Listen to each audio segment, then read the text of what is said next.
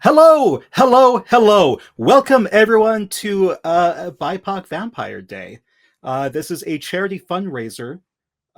September is also Sickle Cell Awareness Month. This blood-based illness disproportionately affects Black and POC communities. So it only felt appropriate to use this event to spread awareness and raise funds for the Sickle Cell Disease Association of America. And you can find links to that here down below the screen. And also, when you donate, you can, depending how much you donate, you can affect parts of the game, kill off an NPC, have the BBEG show up a little early, help out with some rolls. It's up to you. So let me explain the game real quick. We are playing Night Hag, which is a Grant Howard one-pager. It's pretty simple. One night, all of our players met the Night Hag as what's the word? A dream living when they dreamt about the Night Hag, and now they're all cursed and they can't go to sleep lest the Night Hag come back for their souls. Now, let's introduce everyone. Say who you are and who you're playing. We will start with Agent Rush. Well, hello everyone. I am Agent Rush. My pronouns are she, her, and I will be playing Ray Martell, also she, her. She is a haunted locations reviewer. Nice. Ames. Hi, my name is Amelia. You can call me Ames. You can use whatever pronouns spark your fancy, typically whatever is easiest in conversation relative to everybody else's pronouns. I will be playing Liz Callahan, who uses she, they pronouns. She is an academic, specifically an art history instructor who has been in the same job for way too long. Iman. Hi, I am Iman. I use she, they pronouns. Really, any pronouns are fine, frankly. I am playing Ivy Gold, who has been a staff member on the cruise ship for a while, and she has recently been promoted from steward to activities coordinator. All right. Brie. Hello. I am Brie. I use she, they pronouns. I'll be playing Diwa Didi Sugars, who uses she, her pronouns. She is a part of the bar staff. She was recently demoted from being in the piano bar to being in the alchemy bar and forced to create any strange amalgamation that anybody thinks of. That's it. Terrifying. And I am Mika, your GM, the Night Hag, and any other NPCs that may or might not appear. And my pronouns are he, him. Now, let's get started. Oh, actually, first, let's get the timer started. And now, we will get the game started. Have you heard of the Night Hag? I know it's a silly name. Something that would be said around a fire at summer camp. She supposedly has tangled yellow hair, aged gray-purple skin that droops off her body like it's too baggy for her. She's wise, again, supposedly, but only in the ways of butchery, of death. But that's not the real her. No. The real her is like cutting infinity by half, and she is obsessed with your downfall. A downfall. Any downfall, really. The fact that it's yours really holds no significance to her. But who cares? It doesn't matter. She's not here. Can't be. Because you are on a cruise ship with a redacted number of levels, the world's largest supply of redacted, and a redacted star rating on Yelp. And for the next month, this is your home. Also, it's ice cream party day in the alchemy bar. It's the third one in as many weeks, which is strange because they only have those when there are a lot of bodies. So, where do we find our characters inside this bar? Diwa is absolutely manning it, as per her demotion. And she has a smile on her face. Um, these beautiful braids that are gradient from pink to blue to purple. And this like weird outfit that is very much like when you take an like your mandatory outfit for work and then you put a little spin on it. It's like a black cocktail dress with a tie that is loose, a belt that is another tie that should not like function in that way, it should not be there, and also a vest over that. Um, and she has a smile on her face, but you can tell that her eyes look dead as she is asked for the 45th time this afternoon for somebody to put for her to put ice cream in their drink, in a drink that does not have ice cream or should have ice cream in it. And that is, and she's just shaking. She's like, "Yes, of course. Whatever you want." The customer's always right. Oh, okay, this might be a good opportunity for the first NPC. Let me just roll. Actually, Brie, let's have you roll a d10 for me if you have one on you. I do. I do, unfortunately. All right. Let's roll here. It You is just say unfortunately. unfortunately.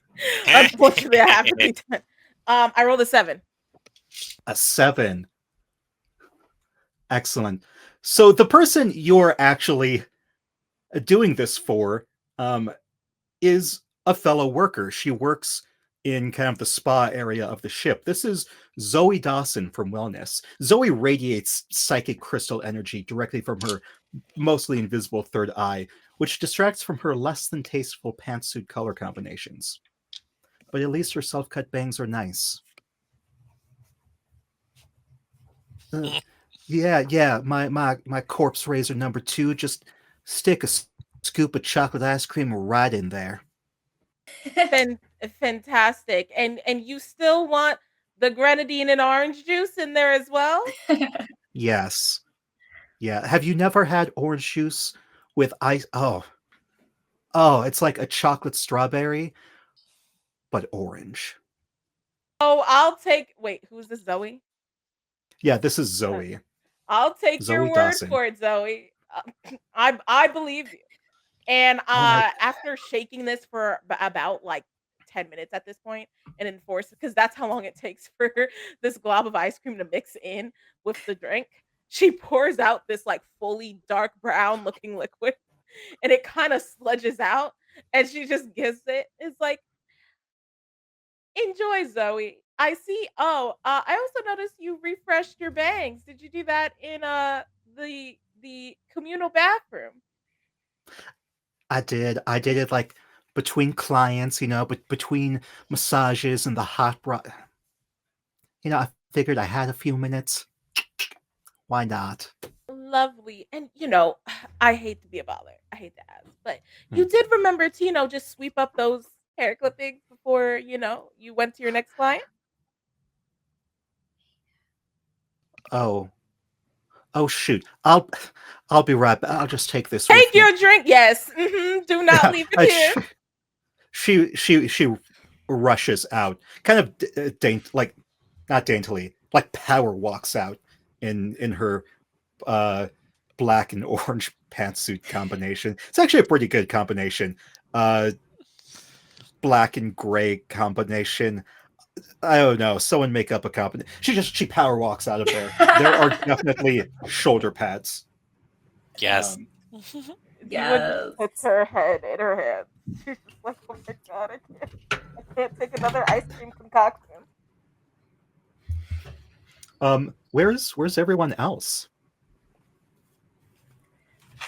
I think Ivy is kind of leading a group into the ice cream party and making it as an activities coordinator, kind of like part of the plan and trying to make it flow.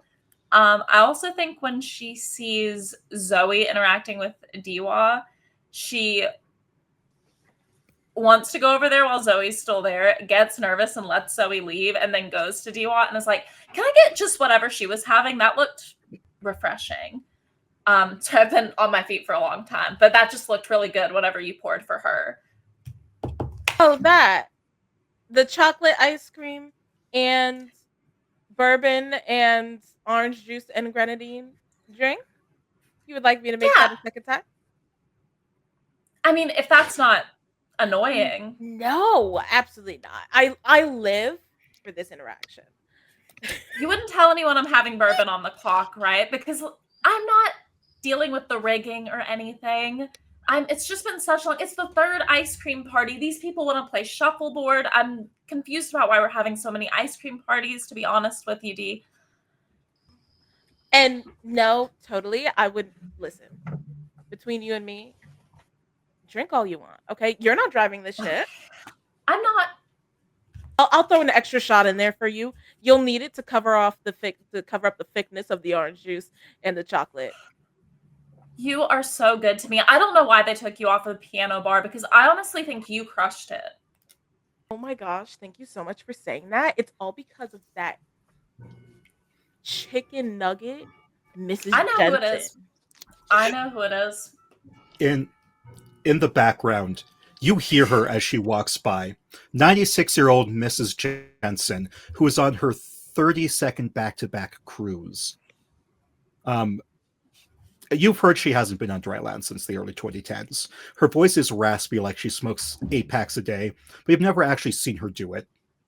She's also a terrible tipper, but she looks kind of cute in her pink kitty kitty meow meow bucket hat. But you're not sure if she keeps talking about this weird dream she's had. And you hear in the background, this ungodly witchcraft shit. This is a terrible, terrible bar. Oh, look, it's my favorite bartender. Love to see you, Mrs. Jensen. They kick you out of the piano bar for drinking too much again? Don't worry. You'll be able to get back there in an hour or so. Look, I can drink anyone under the table. Well, back during World War II, I drink, and then she walks away. She's recounting the story about World War II and how she drank the sailors under the table in San Francisco. But then was confused why none of them would want to go out with her after. I cannot stand her, Ivy. I just can't. And Diwa pours you this drink and hands it to you. No, she's a nightmare. If you want to pour a shot for both of us, I would be into that because this is the last thing I needed today. And Diwa does just that. Pours us both a shot. He goes, cheers. Shuts it back.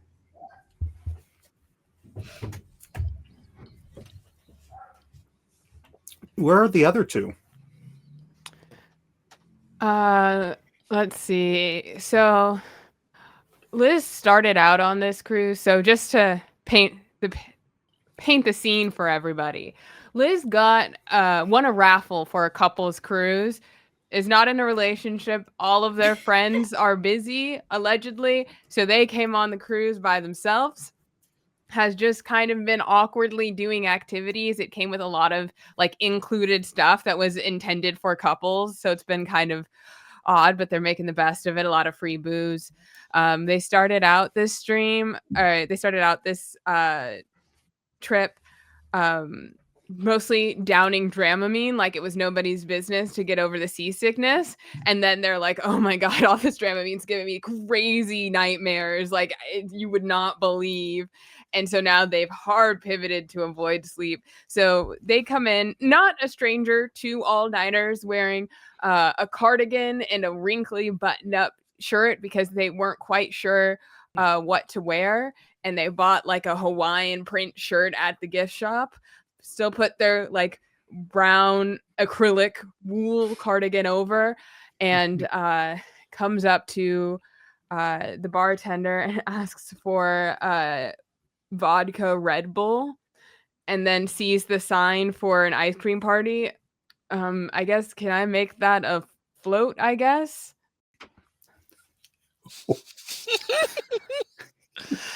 The vodka Red Bull float. Haven't heard that one before. Coming right up. What's your Well- name, darling? Liz. Liz. Great name and a great drink choice. Yeah, you're not the bartender who's usually here at this time. No. And it's said with the utmost disdain. Okay. Liz just kind of marks a little column in their head for small talk opportunities and the bad instead of good. And then I think Diva finishes the drink and it goes, oh my gosh. And I think like she includes you in this conversation because you're there. And she's like, Ivy, I have to tell you, I've been having these crazy dreams that, and basically there's this lady in there that honestly looks like an older, more decrepit version of Mrs. Jensen, but also more hot in a weird way. I don't I've know. been having dreams about hot, creepy Mrs. Jensen too. And what's even weirder is Mrs. Jensen mentioned to me about her dreams. She didn't say like I was in them or anyone else was in them. Right. I'm but sure it she just doesn't seems think to be a that. theme. Right.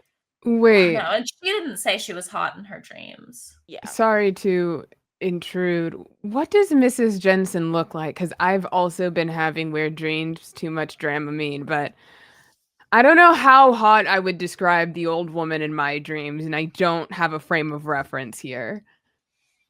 Go ahead. Like old, hollow, saggy. I think we might be attracted to different things, and that's okay. Wouldn't say it's like my main type, but Yeah. Yeah. By more hot, I mean like still not attractive for but me, it's an at least for me, improvement. but an improvement. Like know what I mean? sexy in a scary way. Yeah. Yeah. Like if I was into this, it probably would be doing something for me. Yeah. No, Mm. Right. do people this is my first time on a cruise ship. Do people usually have similar dreams? Is that a thing? Are we all I don't know. I leave the TV on when I sleep. Is there just like a horror movie channel or is that like an infomercial like QVC or something? No, they took off the horror movie channels after the crisis of 1982. Schmarnival Cruise Line. Crisis of 1982. Yeah, well that's why I don't No, I'm sorry. I need you to explain this crisis. Yeah, for me. that's why I don't I don't take Schmarnival if I took cruises. The crisis Oh, so where go ahead. I was just gonna say this would be a great time for Ray Martell to like probably start coming in. Just as she rise hears the from underneath story. the bar. Yes. Ray Martell knows exactly what the crisis is like. You know the crisis of 1982 On the Schmarnival cruise lines. On the We're all Schmarnival familiar. Yeah, I Yeah. imagine from off to the side, we will see Ray sitting at the bar, nursing a root beer float. She is also wearing a vest, but it's more like a camping vest. Got a lot of pockets and everything. She's also wearing like not super tight jeans, but the kind of like work pants you'd put on. And she's also wearing like steel-toed boots. And yeah, she is very subtly like leaning closer to the conversation. While this is happening, I guess Diva explains the crisis of 19 of Schmarnival Cruise Line of 1982. Yeah, you know that crazy thing where all the TVs were someone thought it'd be funny to turn all the TVs to the horror channel at the same time. And it was to the one where, that girl who be climbing out the ring. yeah. Yes, that. And basically at the same time they also like at that time we were playing around with like those airline things where they come out of the ceiling, those little baggies. So at the time the girl was supposed to come out the TV, they pressed the button to deploy those little airbags all at once throughout everybody. And everybody, after this was a night, of course, after the white party night where everyone was dressed in white and got fucked up, everybody truly thought that the ring gross was in their room and was had fallen from the ceiling, and the entire ship went wild. Things were destroyed. People went overboard. We rescued them. Lost their phones though and their shoes. It was a nightmare. And now we don't have the horror chair on him anymore. You know, I've never seen that movie, but if a bunch of people watch the video at the same time, do they all have to show it to another person? Or if I watched it and then someone else watches it like 0.5 seconds later, do you think that counts? Like if there's a lag on the TVs? Mm. No, you got to make a copy. That's the point. Oh, Oh. interesting. Also, hi, we have not been introduced. You have just been kind of skulking off in this corner. I did not notice you. I did make you a drink earlier, and I forgot. Yeah, I mean, I've been here the whole time. Ray, nice to meet the rest of you. Ray, yes, you were at the piano bar yesterday. I do remember you. I remember who you are. I remember your face. Sorry, Mrs. Jensen's I just can't stop thinking about that face, that old lady face. Wonderful to see you, Ray. Liz, right? So we're all having that same dream then. Yeah, do you But think you're having it too? old lady is hot or not? No judgment. Yeah, no judgment here. Yeah, hot or We're amongst not. friends. Ray is not laughing. Ray just kind of like stops for a moment and says, "I don't see why that matters." Well, I don't think it matters. I was just kind of curious. It's like small talk, you know? I mean, It's if you don't want clues. to chime in, you don't have to. I just adds another tally to the bad small talk column. Yeah, I you mean, don't. I guess I could see the appeal. It's Okay, cool. Because Seems to if be you the general didn't consensus. answer, like, of course we would respect you not answering, but we would automatically think that you thought that she was hot, but like in a you are attracted to it way, and we would just be forced to pass that judgment. So I'm glad we didn't have to get to that point. But If okay, you didn't cool. say anything, we'd think you thought she was too hot. Yeah. And that would be alarming. So now I Yeah. feel safe. Yeah, now I feel cool. Everything's cool and chill. well, glad I could help. Behind y'all, there's a someone who's been listening in on the conversation. Can I get another one of you to roll a d10? Oh, Can I? Oh, sorry. Did you want to get it? Well, I don't have a D10. I just wanted to roll 5d6 and divide by 3. Yes. Okay, give me a sec. I just want to do math. 10, That's so funny. 18. That's a 6. Oh boy. All right. Oh, this is so good that we're getting these NPCs. This is Marcus Wendell,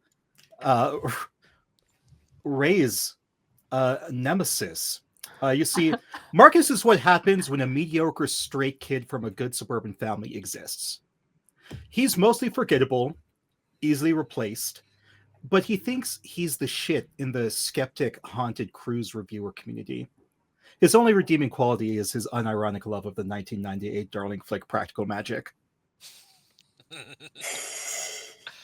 Wow, what a And he perfect says, description.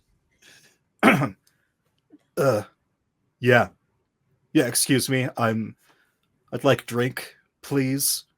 Old fashioned with a little scoopy scoop of ice cream on top. Oh, Ray, I didn't see you there. Hello, Marcus. It's like, God, I wish that were true. And in this moment, as you were saying something to Ray melts. Wait, Ray or Marcus? Sorry, Marcus. Okay, I was scared. I was like, His- Ray melts before our eyes. PC death immediately. No, Yeah.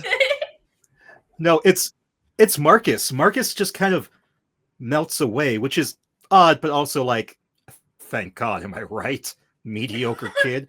But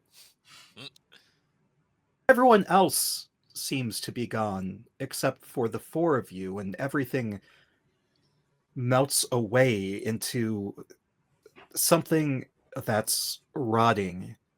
You see, you're in these maze-like hallways, They're squishy and crumble at the same time, vast with lit candles on floating skulls that look like they're made of fireflies. And the smell is sweet, like too much sugar, but burnt. And there are mirrors everywhere. Y'all, are y'all seeing this? Where'd everyone go? Ivy, should we not have taken that drink during our shift? What was in these drinks? Bourbon and ice cream. Sugar and ice cream and bourbon. I'm not gonna lie to you guys. Diwa and I do this a good bit, and it's usually fine. Pretty sure we all had different drinks, so Yeah, if there's bourbon in mine, I mean, that's okay, but I did ask for Tito's. No, you definitely got Tito's. I mean, you got vodka, and I gave you top shelf just because you were not a dick. Oh, thank you. You're welcome. Tick, tick, tick, you hear, accompanied by a tap, tap, tap. And behind you is Marcus, Marcus, Marcus. Or is three things that look like Marcus as they're slouched over like this and walk towards you. Hello, welcome to the cruise. Hello, welcome to the cruise. One Marcus, of them. Oh, go ahead. are you feeling okay? I feel like we should take him to wellness, right? I feel like Don't- we should move. don't let any of those things touch you. There's Zoe? 3 of him. What's Zoe gonna do about a man who duplicated himself? I don't know. Something deep in my gut tells me Zoe could do anything. Who is Zoe? Middle- She Mid-Marcus works in plops wellness. down on all fours and starts crawling towards you, speeding up, Oh, crawling oh, over hell the no! top of the Running. ceiling in a spiral. Hell no. Diwa runs and then turns to see Ivy just kind of standing there and is like, oh, God, and like grabs Ivy. And just I'm running. I'm not even turning. I'm with There's Diwa. mirrors everywhere. I glance and see if I can see something, but if I can, I keep going. Oh no, you can. Out of the corner of your eye, you swear you see her, the Shit. hag. Well, I'm Nope. certainly gonna kick my chair at Marcus coming at me and start running after everybody else. Yeah, do you want the chair to like actually hinder? Like a good old kick to actually hit him? Yes, Yes, that that will just cost down. 1 of your dice. fair enough. Yeah. And if you want, you can choose a number and roll. If you hit that number, you do not have to expend that dice. Well, let's try 4. It would help if it didn't fall off the desk. Let me try that again. Well, that's only a 2, so that's gone. All right, describe how you kick this chair and it hits this Marcus. Well, basically, Ray just kind of immediately pushes down to like pop herself up and push back, and then just boots it forward right at the Marcus crawling at us. Hits him square in the face, and now there's a chair in his face, and so he's tangled up in that. And then I'll immediately turn and start running it. Excellent. As soon as you do that, the other 2 Marcuses, Marci, also get down on all fours and go opposite directions, crawling on the walls, running towards you. Up ahead, there's a divide. Left, right. Which way do you go? Left. Excellent. I'm You sticking. Yeah, if push- someone picks the direction, I follow. yeah, I think Liz is in front of us, so I think it's like everybody goes the same direction unless anybody splits off, but Diwa would not. Well, I'm chasing after them, so probably best not to split up, at least right now. Everyone Excellent. goes left. You push through beads of fireflies that cover that doorway. And down this hallway, you see 3 doors. There's one on the right, 2 on the left, kind of like evenly spaced about 20 feet from each other. And you hear the tick, tick, tick, hickory dickory dock. I've never seen a monster myself, but that's because I am the monster. I'm coming after you. This is a terrible nursery rhyme. As I I'm running. expected it to rhyme at some point. I can't believe it made Marcus more annoying.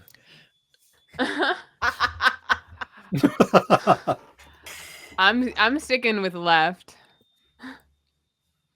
Left. All right. You know that they are behind you. Are you going to try and hide in any of these rooms or just keep running?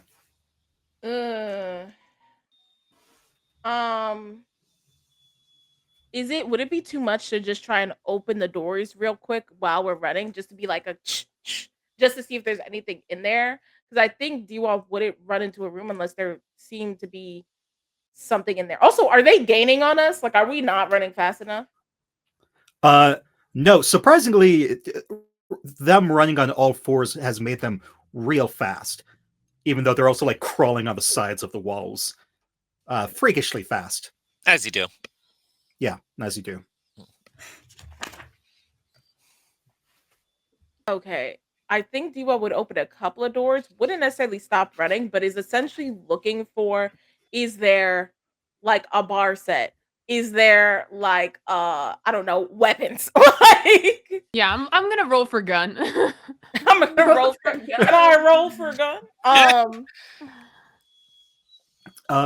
The first door, you quickly peek inside. You push aside the beads of fireflies. You see that it is filled with dirt.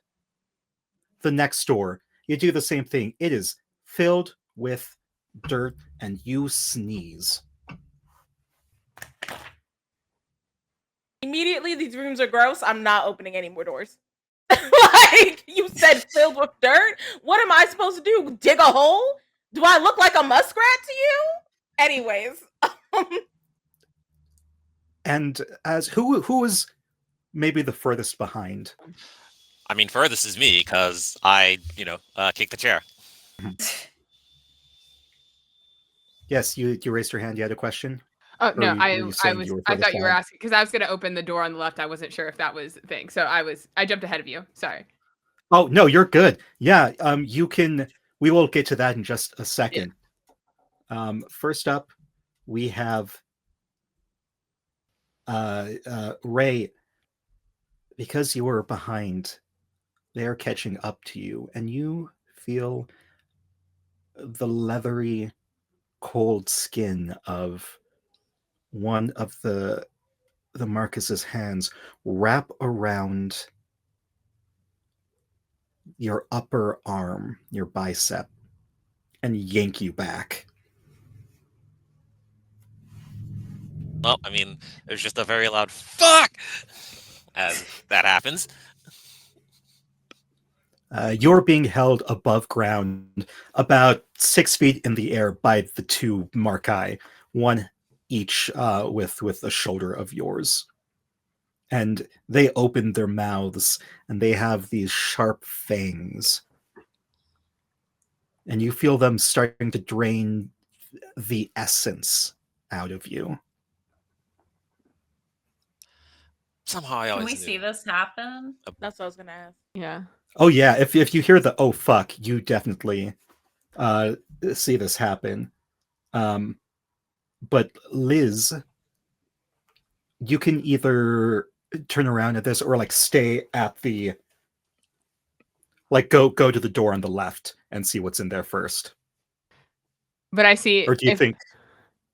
So do you? Sorry, go ahead. I was gonna say, as I'm approaching the door on the left to open, do I hear the oh fuck? Or Yes. is this okay? I'm gonna. I think that happens at the same time. You start to push back. You hear the oh fuck. Yeah. Say, oh fuck. And because as far as Liz is concerned, this is some weird mass hallucination thing. I'm gonna run back toward Ray. Okay. I'm an offensive Ooh. tackle, the mark guy. Oh, sweet. Okay. So they are kind of Or up in defensive the tackle, maybe. air. So like, how do you plan on tackling them? Like, are you gonna try like do a cool parkour, like try and start running up the wall? Yeah. So the way Okay. Liz assumes this works, we're in some weird nightmare realm. I'm doing dream logic. So I want to Mm. parkour up the mirrors and just shove these two guys down so they at least lose their grip. All right. This will cost a dice to do.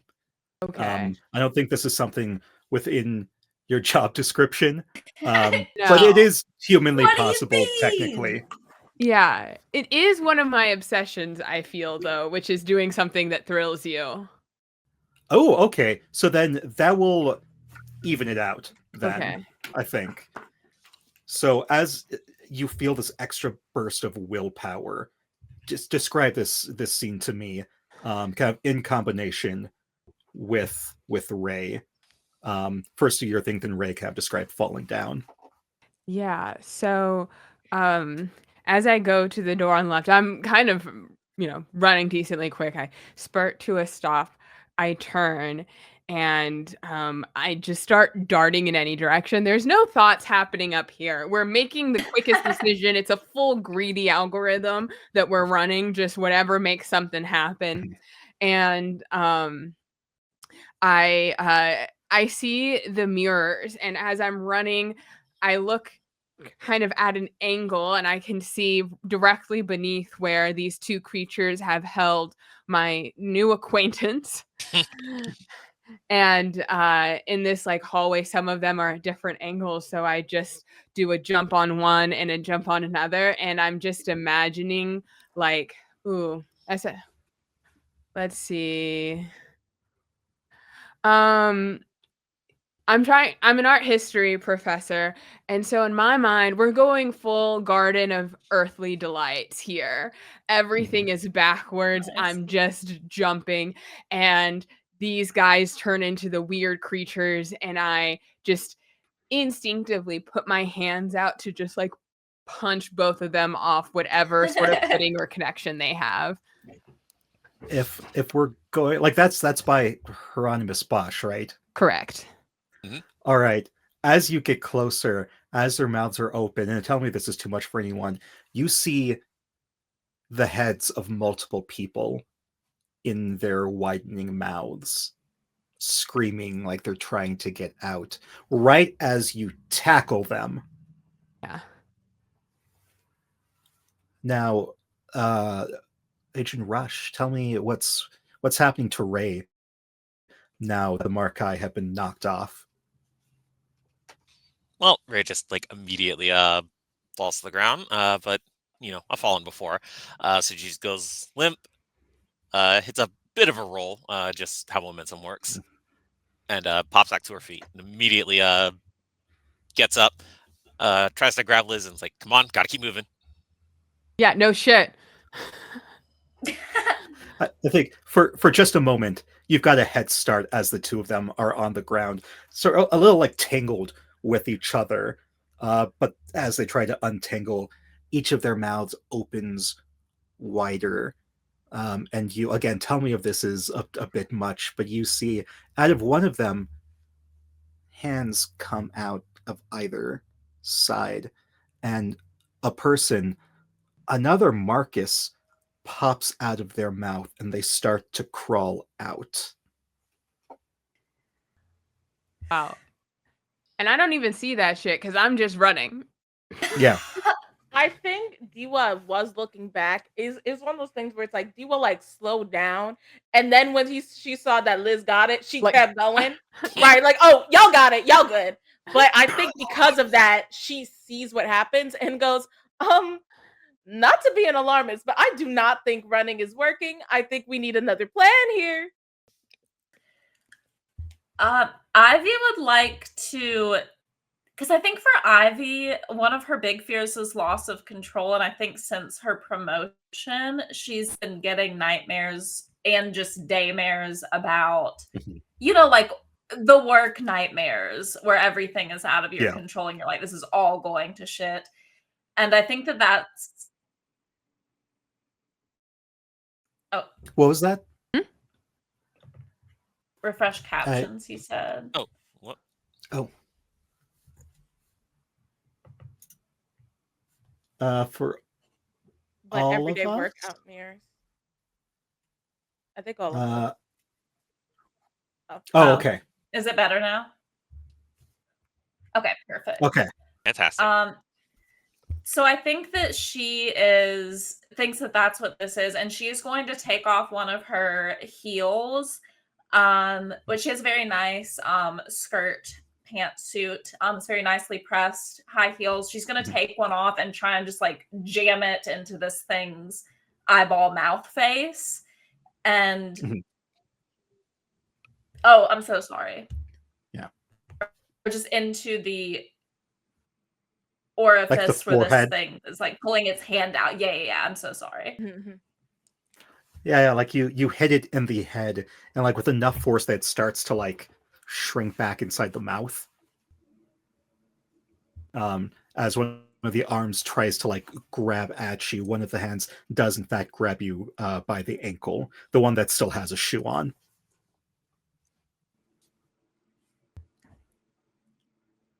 I think I'm just gonna try and get out of that shoe to get the grip away from me. Or is it around my ankle or just the shoe? Let's say it's just the shoe. Okay, I think I'm just gonna try and get free. All right, you managed to do so, slipping out of the shoe. But the two Markai are starting, like the one that was crawling out of the mouth is still like pushing back out. And then you notice the other one. That's not happening to him, but he is getting untangled. Starting to trying to crawl on the wall. Okay, fighting also doesn't seem to be super working. As we run, if we get back up toward where that door is, I'm gonna open it. All right. You push through the beads of fireflies, and there is a bar set in there. In fact, this room looks vaguely like part of the alchemist. Diwa looks like she's in her home element, and she goes, "Don't worry, y'all. I've seen this on Scooby-Doo.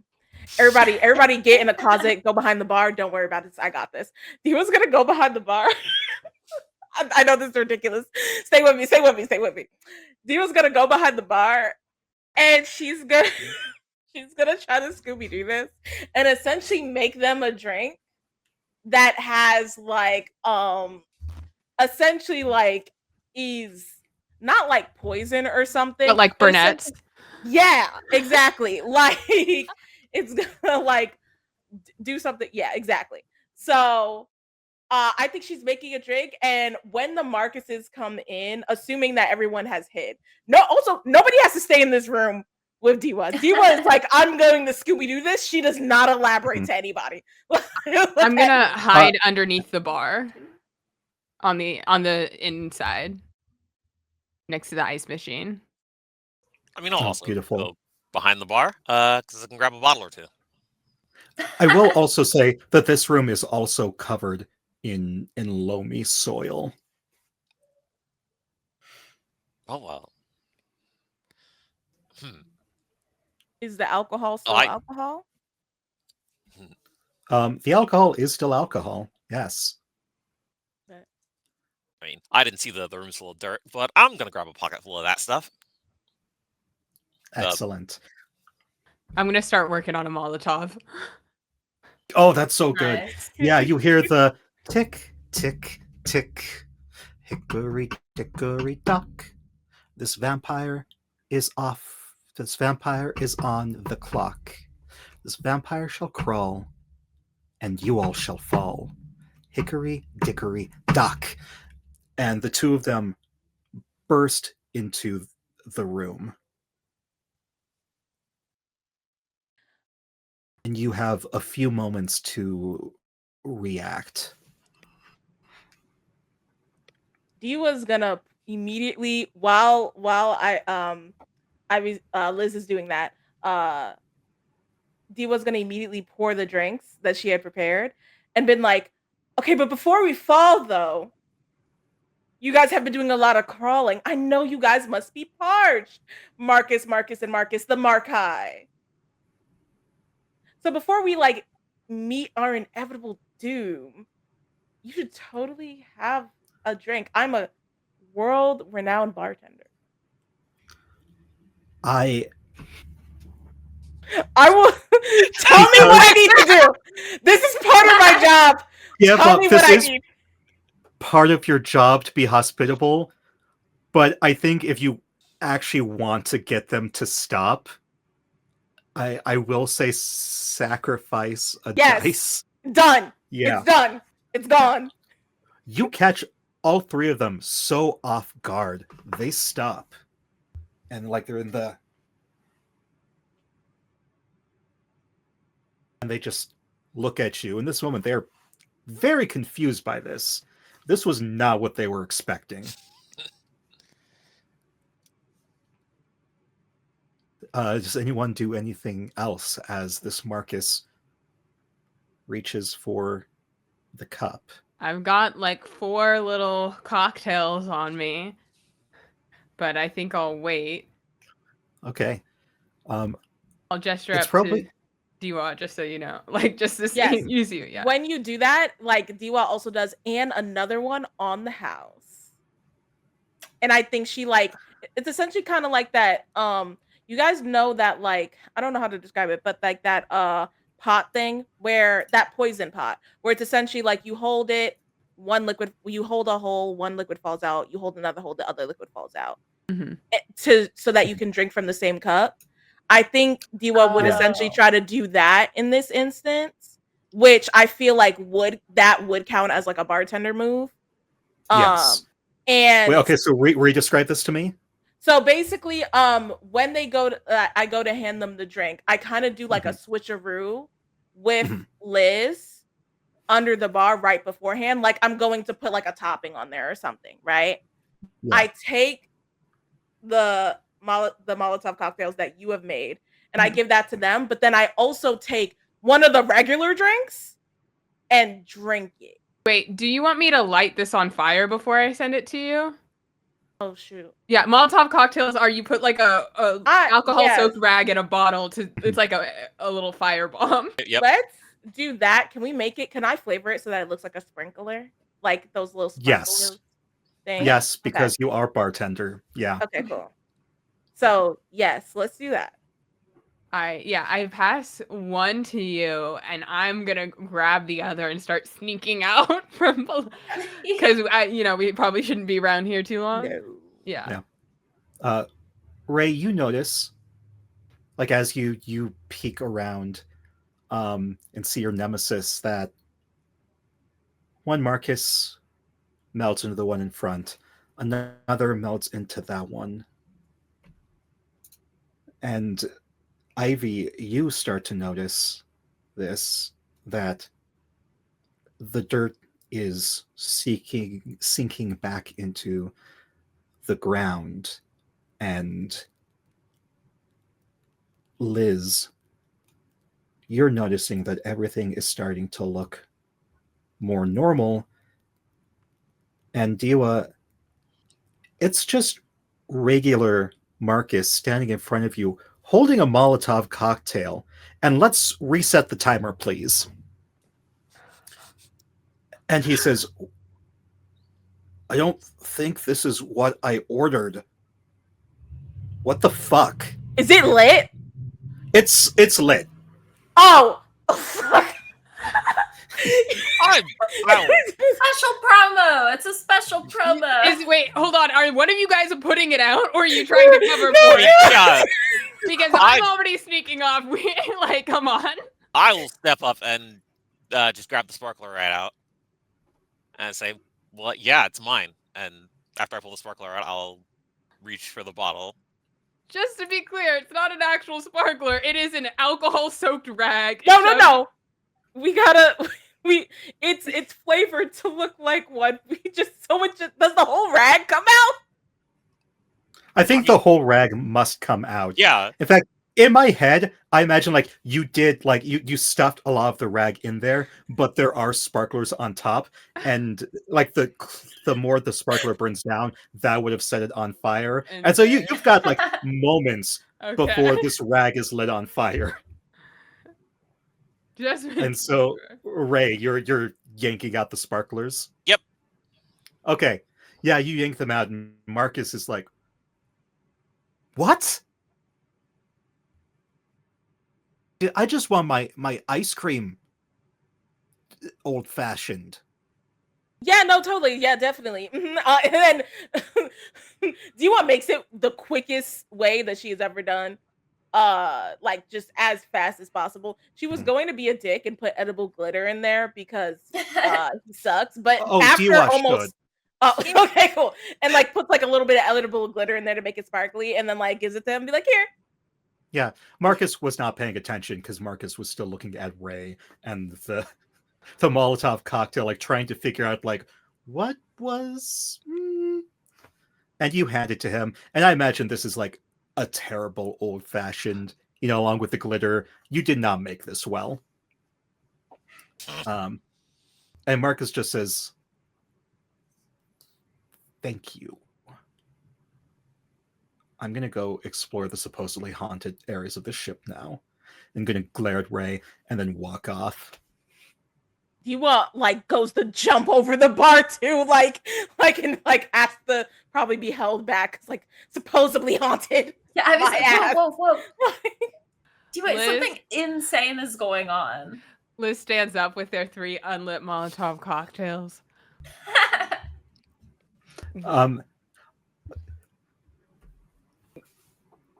What?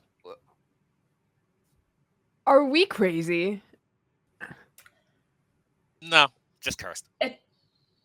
What? Okay. What? Put C's like standing up-ish in my little messenger bag. I don't want to get rid of them. Somebody go ahead and roll, or I guess pick one. Somebody pick 1, 2, or 3 instead of roll a d10. Brie picks 1. Okay, so it is Veronica. You know Veronica.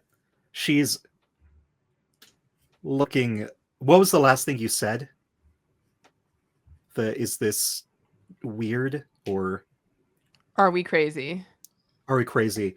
Yeah, Veronica, 67, a retired PI on her very first cruise ever. Her lipstick is a sharp red, and you know that she actually swipes the nice drink coasters from all the bars for her collection at home in Chicago. And she says, "Y'all are crazy. What was that just now?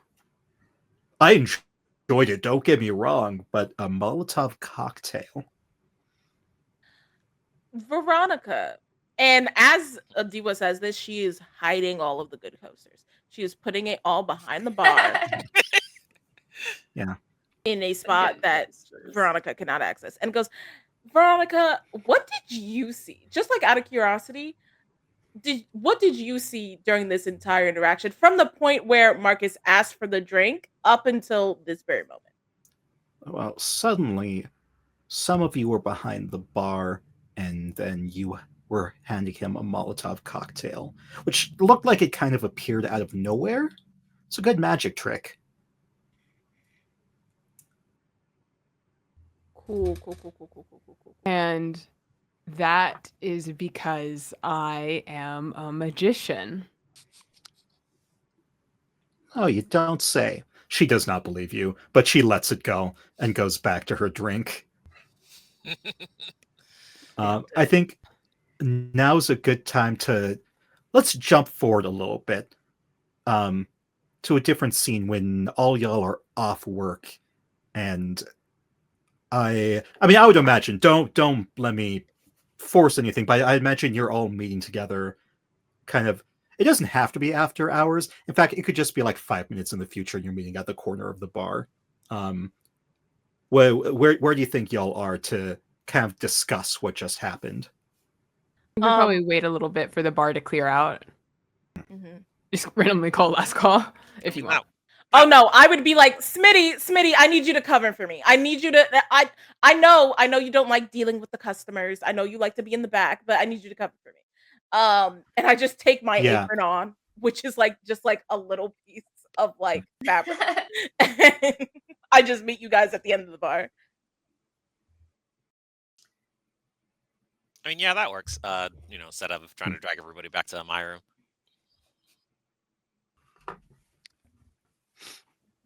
So that was weird. Okay, first off, before I say anything, the dirt I swiped, do I still have it, or did it? Yes, you still have it. Okay, fantastic. I saw the scary, questionably hot lady in the mirrors.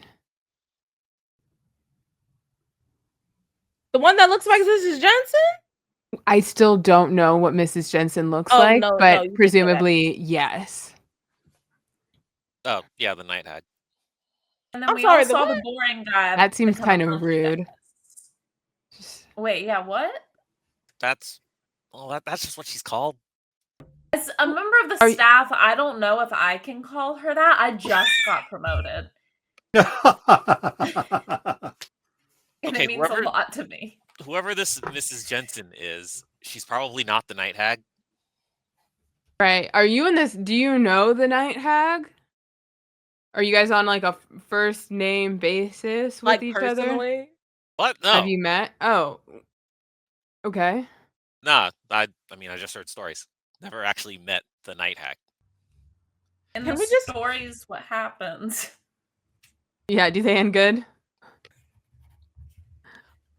Well, a lot of them talk about finding her crypt dirt and tossing it aside as an effort to get rid of her. None of them say what happens afterwards. So I don't think that's enough, but that's definitely part of it. Okay, so what are you talking about? Are you wait? Okay, so first of all, I think can we call her Midnight Lady or Midnight Oat Lady? I agree with Ivy. I don't think I'm allowed to call distasteful people night hags. Well, we're not talking about Mrs. Jensen. We're talking about the not? nightmare creature.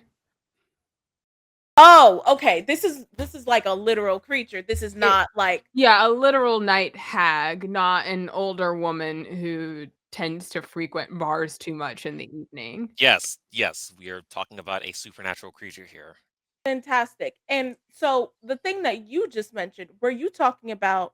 And I'm like, Dua looks around and then the whispers, murder? Well, it's a dream monster. I don't think that counts as murder. I mean, yeah, usually she's the one doing the murdering. Okay, could I go to jail for this murder? I mean, probably not. The supernatural creatures don't tend to leave like bodies behind. I feel like it's like killing like Bigfoot, but better. I feel like Bigfoot's probably nice. Seemed like he would be. It's just something about the mirrors, the dirt, the heads crawling out of mouths and hands that I feel like we're well within our rights to murder a nightmare creature. Okay, and here's the thing. I want to make it clear. I have no problem with murdering somebody who is causing me harm and giving me nightmares. It's more that I do not want to be implicated in a crime. You see. Yeah, well, it doesn't seem anyone else even knows this is happening, so I don't think there's a way to implicate you in a crime that no one else is aware of.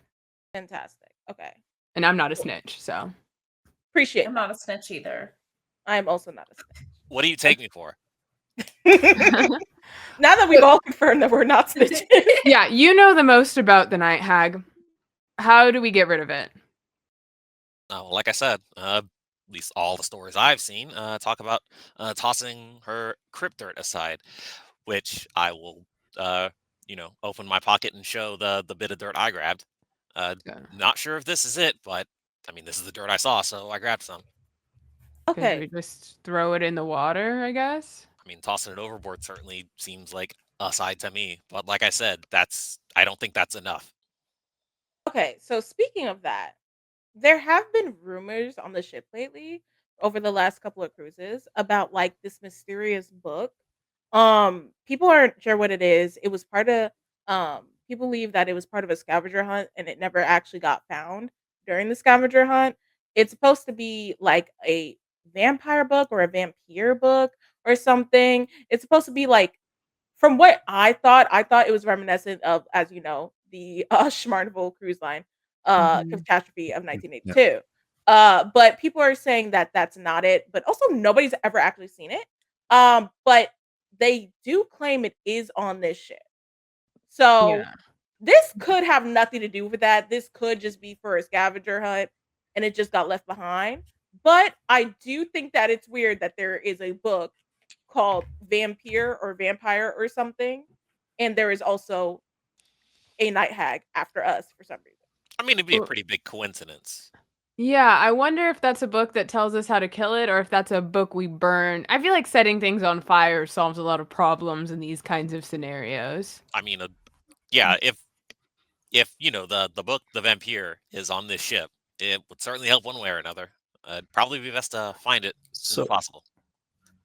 Ray, you have seen a monster before, correct? Yes, I've seen a few monsters actually. Yeah.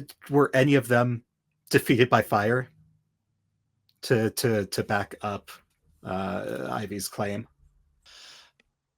Well, I mean, the ghost stopped when I'm sorry, it's not uh, Ivy, Liz. Liz. Liz. Liz. Yeah.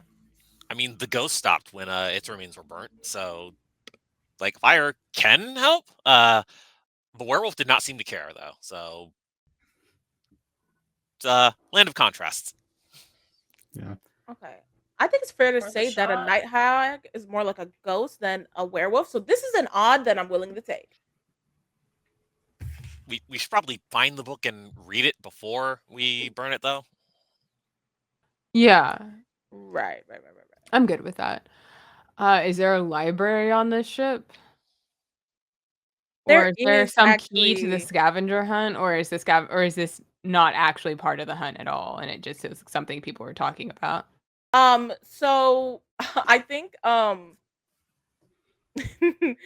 me if I can't do this, but I think Thea would be actually like go into the back and like pull out and like a scavenger hunt that was from like literally 4 cruises ago because everyone's been talking about this damn book that couldn't be found and people are like Yeah. there will be prizes. It's essentially like when everybody passes down some information and it's not none of it is correct. They're like there will be prizes if you find it. We'll give you a free Mhm. cruise.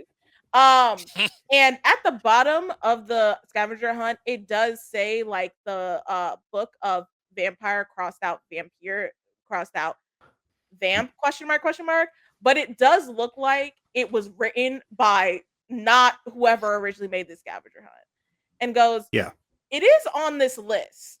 So I'm assuming it's here, unless it's an elaborate prank. I'm assuming it's here somewhere. There is a library on the 5th floor by the lobby, off to the side.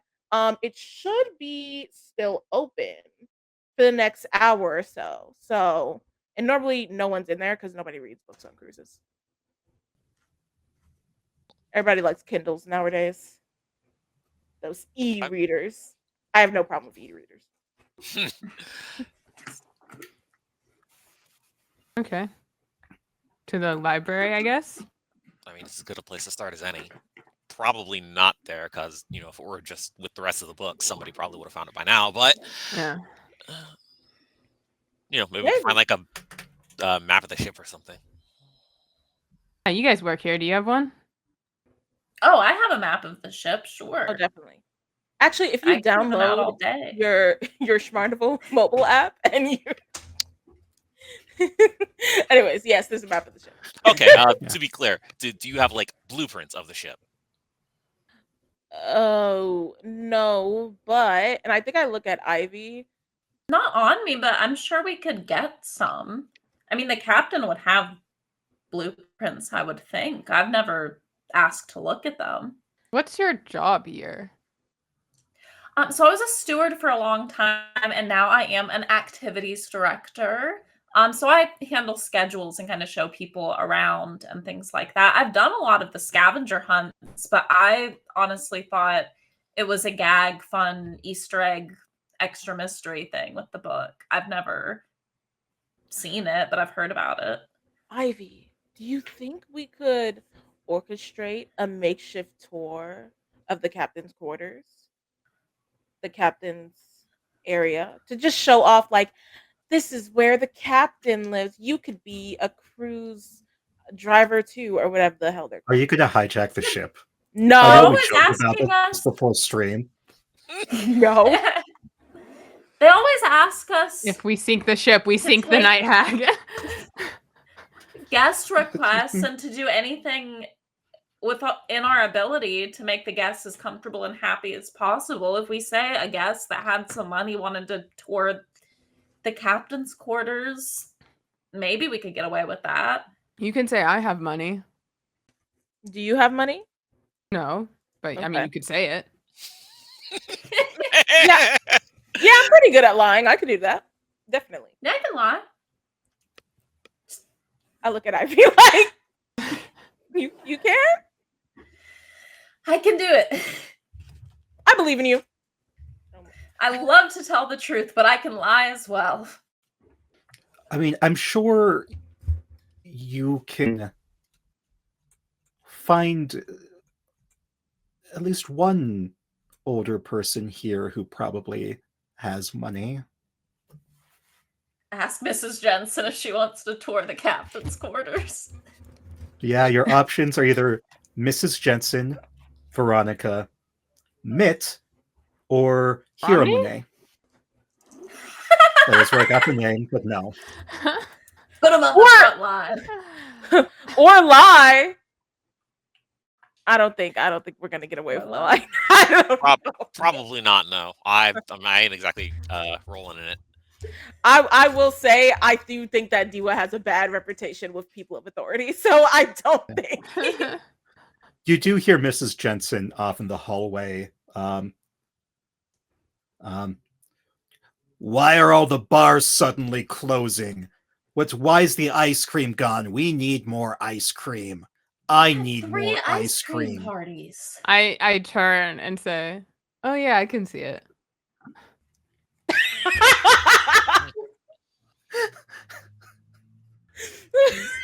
I'm sorry. I thought I was on mute. I didn't mean to laugh at back. I think Diwa frowns like very deeply and then takes a deep breath and turns on her customer service smile and just kind of saunters over to Mrs. Jensen, kind of emulating Zoe's power walk that she had earlier, and be like, Mrs. Jensen. Oh, it's my favorite bartender. Hi. My favorite customer. I know that we had some run-ins the past couple of cruises, the last 32 weeks you've been on this ship. And I think it's finally time to let bygones be bygones. So how about a little tour of the captain quarters? What do you say? I'm going to start this a little early. Oh boy. Before she can answer, Ow! your vision becomes like static, like you're watching TV almost. There's a quick static, and instead of Mrs. Jensen, in front of you is an old oak door with chipped white paint. There is a small skull where the handle should be, a cross carved into it. Behind you, the lights of the alchemy, or the alchemist, start flickering and going out. But when they do, it's the lights everywhere. And it's pitch black, like Vanta black. And then there are beady white eyes and low growls that start to say your names. Ray. Diwa. Liz, Ray, Diwa, Liz, and it starts overlapping with each other as you see more little eyes pop up. And Ivy, for whatever reason, it's like these creatures have forgotten you, have abandoned you, as they just don't say your name. Guys, can you still hear me? Like, am I still here? Yeah. Wait, can we hear Ivy? Oh. Oh. You can't, no. Oh. Uh-oh. In that case, well, Do we see Ivy? You Well, see yeah. Ivy, but Ivy is flickering a little bit. And you hear maybe every third word that Ivy is saying. Hello? Diwa, can you hear me? Liz? Ray? It's a bad I- connection. I'm like gonna reach out for Ivy. You grab her arm. And as you do, Ivy's arm stops flickering, but not the rest of her. And the beady little eyes come closer, and you see some mouths start to open up as they cackle and continue to call everyone else's names. okay. Between Liz. Second order up. Just saying, between the darkness and the chanting and Ivy fading out, I think this is a shock for Ray. You can just kind of hear her like starting to hyperventilate.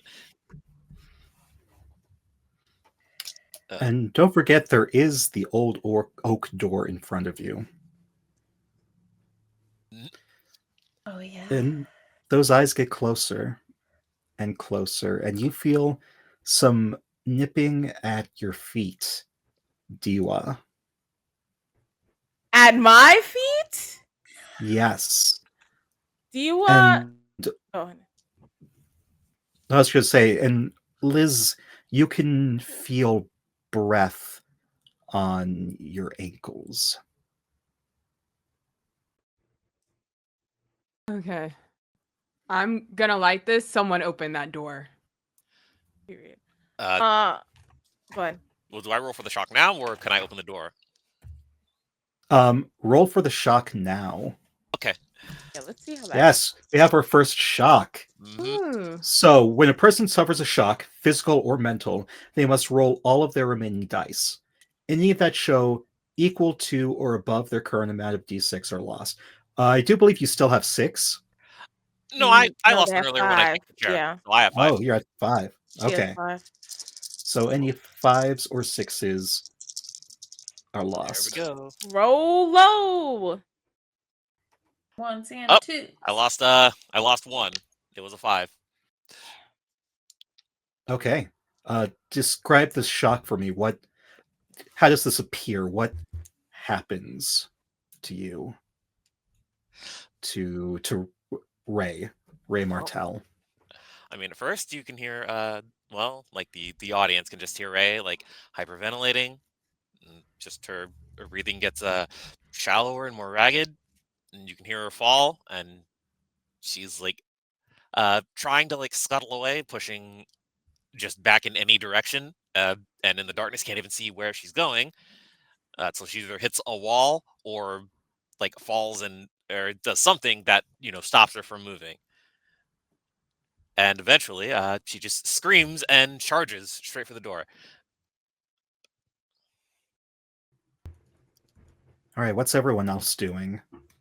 I think Diwa purposely doesn't look at her feet, because if she looks at her feet and notices nothing's there, I think she, after seeing what happened to Ray, she knows that she will not be able to handle it. So instead, assuming she can move, she when Ray charges at the door, I think she would open it for her. And also reach back to Liz and Ivy and grab Ivy's like other flickering arm. Because honestly, D1 thinks that Ivy's about to disappear. So basically it's like if we could like if we need two people to hold on to Liz, I mean to hold on to Ivy to make sure that she does not disappear, that is what needs to be done. Right. There is nipping at your feet. You think maybe you feel something trickling down your leg. You're not sure if it's... You're just not sure. But you manage to pull everyone through this door, and it slams behind you. And this door has led to an abandoned chapel, very, very Appalachia core. Old, decrepit, there's kudzu everywhere. And a genderless person, bird-boned, draped in tattered yellow robes, dances at the pulpit inside a cage. And with each move, they become more and more tangled as their body contorts. And on either side of them, on the pulpit, are two men in suits. Yellow, too. Their heads are clocks. But where each number should be, there's instead the name of a person who has abandoned you. And snakes curl around their bodies, their heads, and then drop to the floor in a rhythm like a light summer drizzle.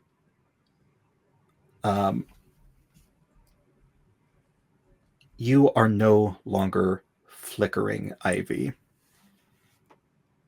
You seem to be very present in this moment. Are you like kind of like checking, patting yourself down? Definitely, yeah. Once I stop flickering, yeah, just making sure I'm all there. And is any of the name repetition still happening, or they're not repeating the names anymore? The names are no longer there. Okay. You don't hear So them anymore. think she's decompressing from that, and yeah, just checking to make sure she's still all here. And then just looking at the clock. Do you notice the name of someone who's perhaps abandoned you? Yeah. I think I noticed Mary, which is my mother's name.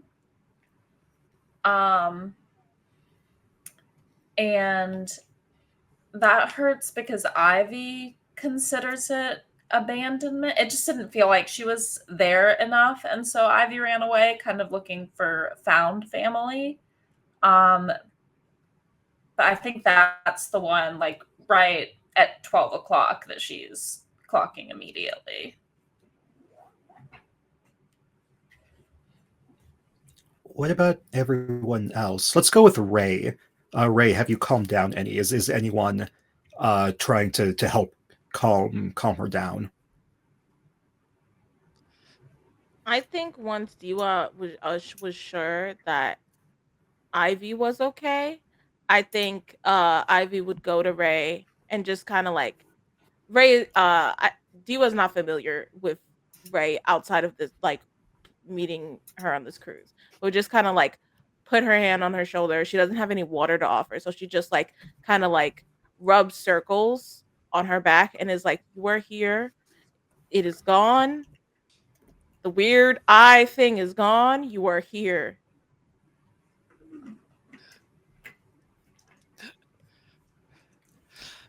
I mean, there's still a few moments of Ray just hyperventilating and crying. Then she looks up and sees that Ivy is no longer flickering and looks to Diwa, and then tries to take a few deep breaths and stands up. Like, yeah, Yeah, still more to do. Thanks. You good? And I think in this moment, I would like to offer Agent Rush one of my dice. And basically, I Excellent. think Diwa, it's not like really comforting, but like in the traditional sense. But Diwa looks at you and is like, "You good?" I mean, I'm not gonna say no. So, I mean, I think Ray just kind of says, I mean, I'll be better when we're not cursed, but I'm better. I Okay, got it. awesome. The snakes are slithering on the floor.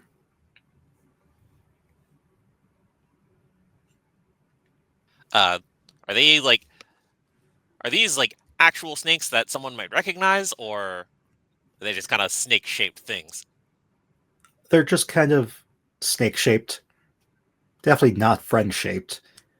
Um, Do you they all have don't... the names on them? Or the names of the people who abandoned us or something? Yes, they do. Ooh. And the ones related to the people who have abandoned you are drawn to you, circle around each person as you read off these names.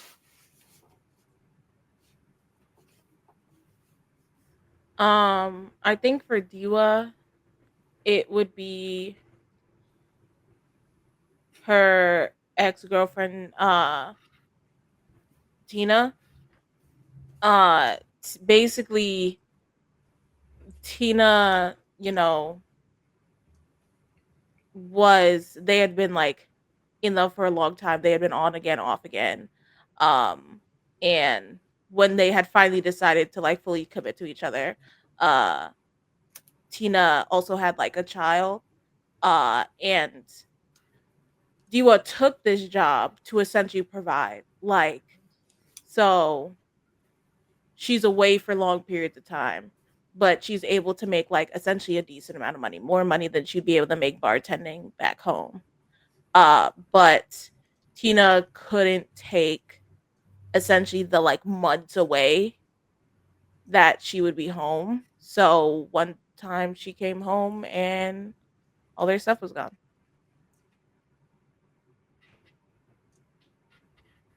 Yeah.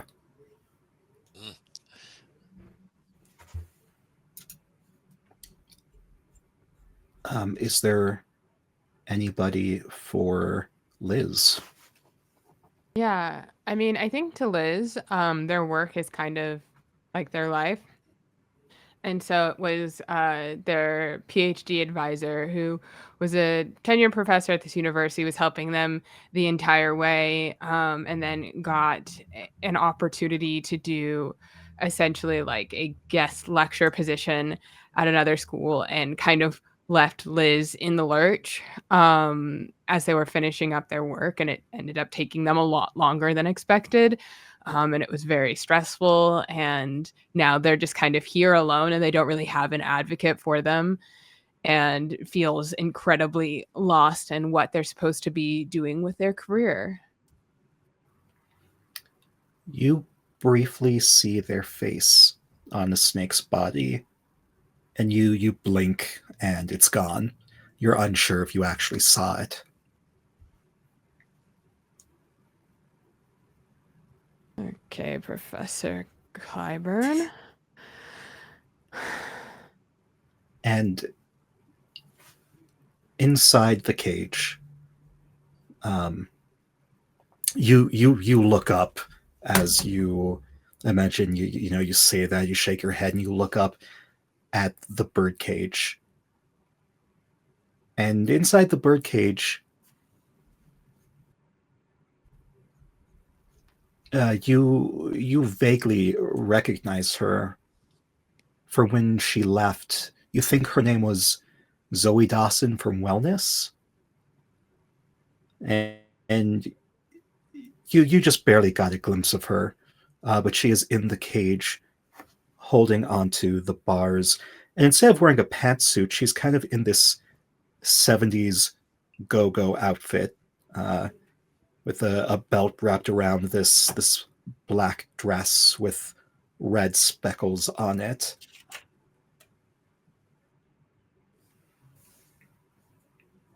Do you let the others know? Is that is it Zoe? Zoe? Is that her name? From Just- Wellness? From Wellness? Yeah. Where? Is she okay? I gesture toward the cage. Can we see it? Yeah. And you see her just pouting. She's fine. Hi, darlings, she says, but it's definitely not her voice. Y'all, I think, have a little something of mine. Some of my grave dirt. Her face slowly changes to something different. You can't quite. You're staring directly at her face, but at the same time, like you're. It's almost like you can't see it, but it's there, but you can't see it. You see it, but you don't. No, my eyes won't focus. This is freaking me out. Okay. When Zoe says that, Ray is finally distracted from the snakes bearing her younger sister Leona's name. And so Pain. You have inflicted pain upon me. my apologies. Yeah, you with the sister who abandoned you. I do believe you're the one who has some of my grave dirt. She didn't abandon me. She died. Sure, potato, potato. Either way, thou shalt not steal, and, well, you stole from me. I'd like it back, please. Or maybe I should just drain the life force from you all right now. And she rattles the cage. I If you think give you it back, I won't kill you. I'm pulling out one of Yes. my signature drinks and I'm lighting it and I'm throwing it at the cage. I would like to say while you're doing this, I would Yeah. like to distract the night hag by using basically bartender charisma. But basically, Yeah, right. okay. I'm not have trying to supernatural powers of persuasion. right. But I will say I am not like flirting with her. I'm kind of like getting in front of Ray because Ray basically just had a traumatic experience. Go, first of all, Miss Midnight Lady. Okay. You She brought pouts us again. here. You brought us here. So if you wanted to keep a lock on your stuff, maybe you should lock some doors around this bitch. Okay? We did not ask to be here. Maybe we wouldn't leave with stuff if you didn't bring us here, and if you lock some doors. You ain't got no keys? And then I think she's saying this while you're in the corner lighting the Molotov. Yeah. You begin to light the Molotov, and the night hag snaps, and you are briefly distracted as the walls fall down, and excuse me, Liz, you're the first to notice this. As the walls drop, there is water at your ankles, and it is slowly rising.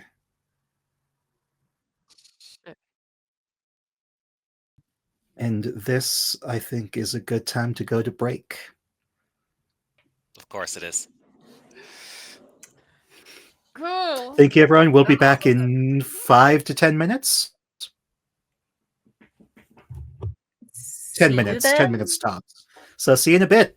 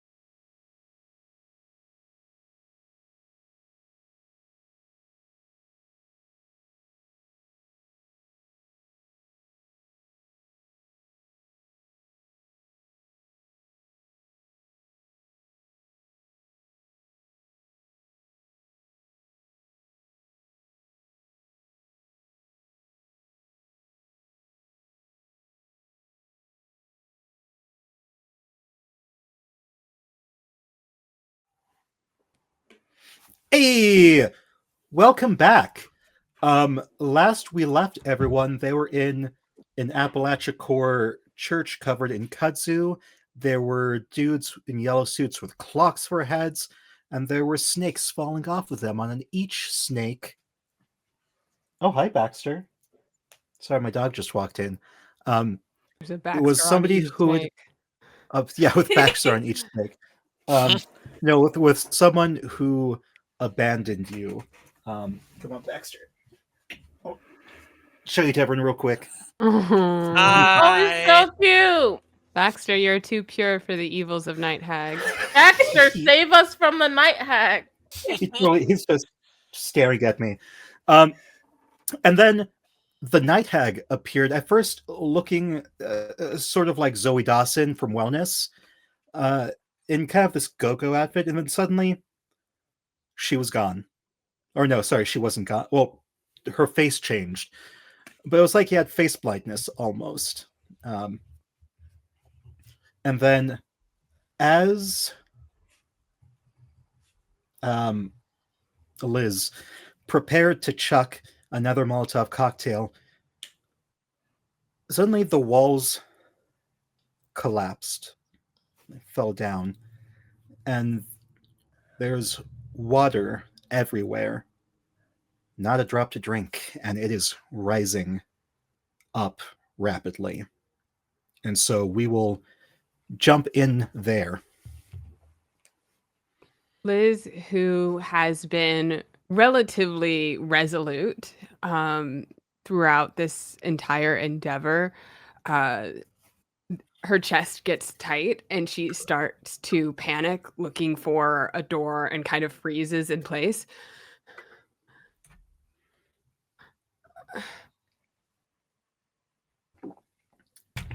Can everyone swim? Can everyone swim? No. You're on a cruise and you can't. I don't know how to swim. I don't know. You don't go in the water in a cruise. If you're in the water, something's gone very wrong. The water is up to your waist now. Oh my god. Oh my god. I only know how to donkey paddle, and that is enough for me, but that is not enough for you. Is there an exit anywhere? Yeah, he was also looking for an exit. There's an exit underneath you, a trap door. Also old oak. Deeper in the water? Yes. The water is up to about here on you now. You'd have to dive under to open it. Oh, I hate this. I mean, the walls falling away already wasn't great, but if Liz is panicking, I can't afford to panic either. I can't afford to panic now too. So just gonna take a deep breath and hopefully, while the night hag has forgotten about chastising me for taking her grave dirt, gonna try and dive down and open that door. All right, you dive in and you try and pull out the door, but it seems set in place, set in its ways. It's not budging. I think if I see Ray struggling, I think Diva's gonna take off her high-heeled boot and take a note out of Ivy's book and just gets down in there, hands Ray her other boot, and kind of does like a 1, 2, 3, and then she just starts slamming the heel into the wooden trap door because you said it was old. So I'm over here like, maybe it's decrepit. No, it's solid. It doesn't give way, but it does move a little bit. Now the water is up to your neck, Liz. Okay. Taking deep breaths. We're in a weird dream. It's not Inception rules, probably. It isn't real. I can do this. And as the water comes up to where I can it's just about to reach my mouth, I press up from the bottom and take as deep of a breath as I can hold. And I plunge down and try and pull my way toward the door. Okay. This is because of your fear of drowning. This takes a lot of effort. Mhm. I think I will require you to give up a dice. I think that's very reasonable. Are you going to name a number and try and roll it to see if you have to give it up? Oh yeah, 4. Nope. Okay. I like the number 4 for in this case because in Asian languages 4 is a homonym for death. Ah. And so Damn it! I just always think it's fun. Okay, what is Ivy doing? Ivy, I think, has been paralyzed by things that aren't even her fears at every turn. So I think that she is very frustrated. I think she lets the water get like all the way above her head before she dives down to help everyone with the door.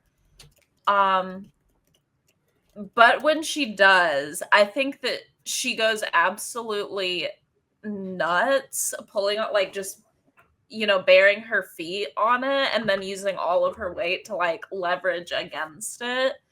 Like she's mad at this point, mad at herself, but she's trying to use that frustration to make her strong.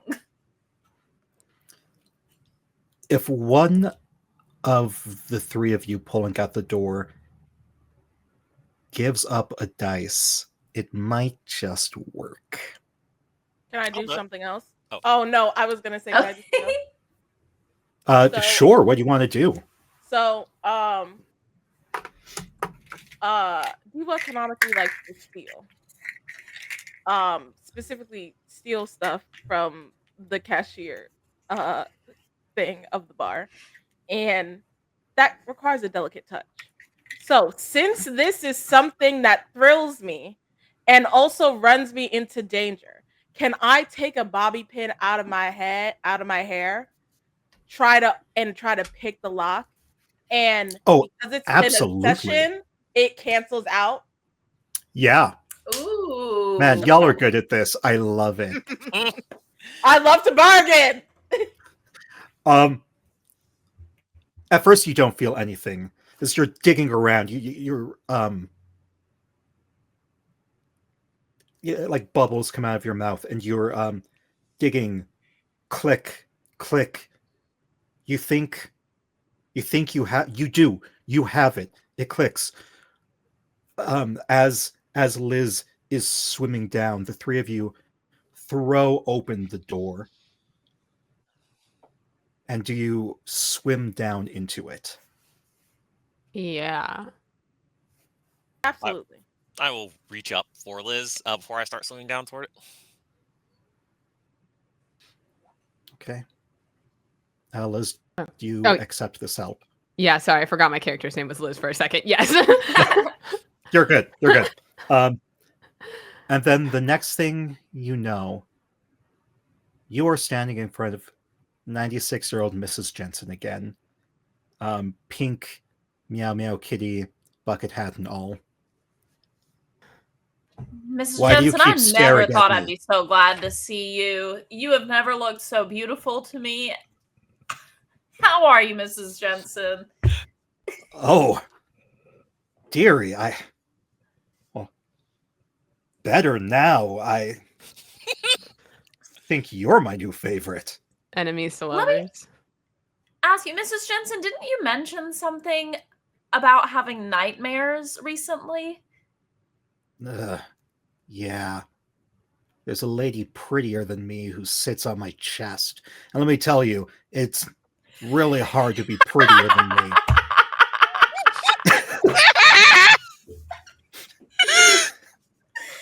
There's a lady prettier than me who sits on my chest is wild. And then what? what? A sentence. Haha. Yo, that's so funny. Yeah, happened to me They've too been once. refreshed. Are they working, Tomasi? Thank you. Excellent. Captions are working. And Mrs. Jensen, like, I feel like she opens her mouth and something comes out from mine like she's siphoning. Anyway, yeah, it's pretty lady sitting on my chest. Who doesn't love that? Yeah, most of the times I would be super into that. It's just it sounds really similar to some nightmares I've been having, and I think that's. I mean, don't you think that's weird? Ugh, I can't even have a unique dream these days. You know what, Mrs. Jensen mean, is that- all Gen right. Z is ruining dreams. Gen Mrs. Z, Jensen- you Gen Zs and Gen Alphas and Gen Omegas are just And ruining betas. the dreaming experience, and the betas and the Betas. sigmas and the Omega verse. That's right. I know what the Omega verse is. Mrs. Jensen, Jensen You are canonically not knows. familiar with your game. Mrs. Jensen, would you want to come to the captain's quarters? I feel like you're a part of this if you're having the same dreams, and you might be able to help. What are you talking about, my favorite one? Um, we are going to visit the captain's quarters. It's a special VIP tour, for you and Liz, and Diwa and I are leading it. Are you kidding me? In 15 years of cruises, no one has invited me to go to the captain's quarters. Well, it's Yes, your lucky yes, day. 1,000 times yes. Let's go, ladies. Kuana, So on our I way, love her. on our way to the captain's quarters, I will check that pocket. Do I still have the dirt?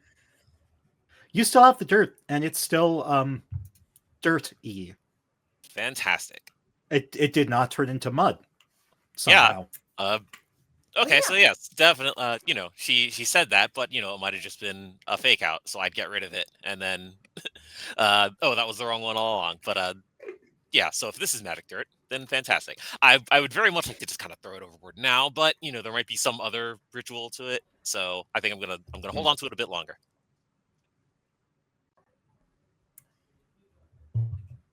Excellent. To the captain's quarters? Go ahead and fast travel to the captain's quarters. That's it. You knock on the door. I'm assuming you knock on the door. Yeah, you can't just waltz right in. Diwa walked right in. No, I'm kidding. She does not. I love Diwa. I'm the captain now. I mean, I'm sure. All you have to do is beat the shit out of the captain, and then right of combat, you get to be captain. We could still hijack this boat. This is You could. Brie, baby. I'm Diwa. not saying no. Half of this is Brie, half of this is Diwa.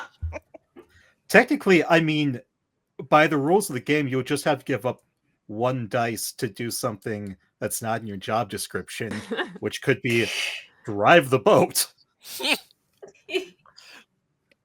I mean, wow. Yeah, who I knows? We might If need it to. comes to that. For my own sake, for putting myself in this situation, you have made it into the captain's quarters through some bribing, I imagine, some free drink tickets. And there is a man, Gerald Stewwater, who is guarding the door. He's the guard of the door or something like that. He's kind of old, like what, 47? Yuck. What's his problem? It's probably because of those enchanting emerald eyes or perfectly parted auburn hair, or that big toothy smile that makes you drool whenever he flashes it. He's so yuck, and has an ass so tight you could bounce a quarter off of it. And you're pretty sure he and Sanjay from Wellness are hooking up. Sanjay from Wellness? We gotta What ask is Zoe. going on in wellness? We gotta ask Someone Zoe. Right, we have to ask Zoe. Sounds like Wellness knows what's up. Yeah. How With an ass do like you that, bribe him yeah. to let you in? Yeah. maybe even like Mrs. Jensen's like, "Hello, darling. We're here to see Mon Capitaine as a part of my VIP package.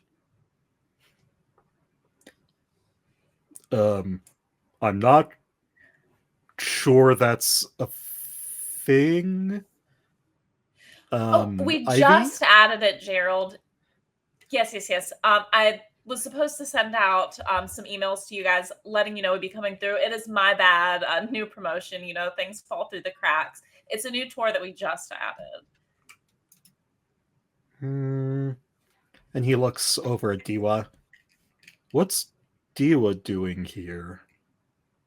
Diwa is the personal bartender for our 3 guests, Mrs. Jensen, Liz, and Ray. And Ray's going to be doing a write-up on this as well. Where's this going to be published? Oh, it's the yeah, Wait. it's Times. you'll see The it on Times. Ray. What's your last name, Ray? Martel. Surely you've seen my work. Oh my god, I have actually. You go to haunted places and you write. Oh my gosh. You're here on our crew. No, this Talk to isn't me. one of those. This isn't. No, Ray.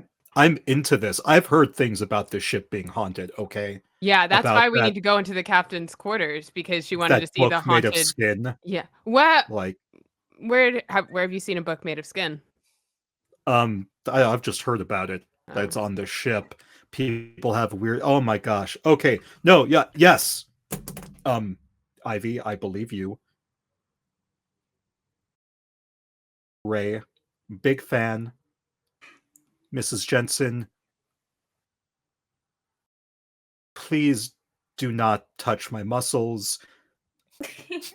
I'm kidding. Please. I've worked very hard on them. Yep. He flexes. Mrs. Jensen's like, oh, lovely. Thank you. I'll see you later. She does Lucille Bluth. Over exaggerated drink. And Gerald Stewwater lets you in. And at the helm, you see the captain, Captain Bimba Rodriguez. She, her. Bimba is a short queen who smokes in the tiny captain's quarters because she doesn't trust the anxiety meds her doctor prescribes her. Real. She is surprisingly relatable from what little you do know about her.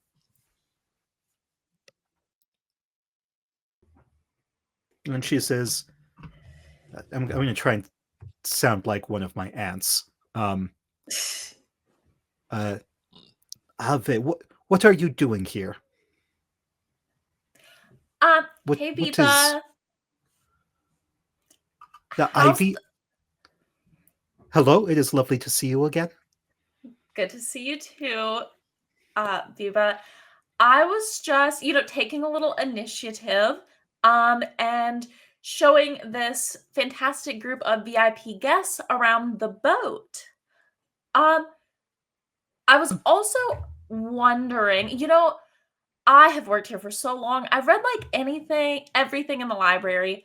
Are there any other books around? You don't have a personal collection or anything like that, do you? She lights up a cigarette.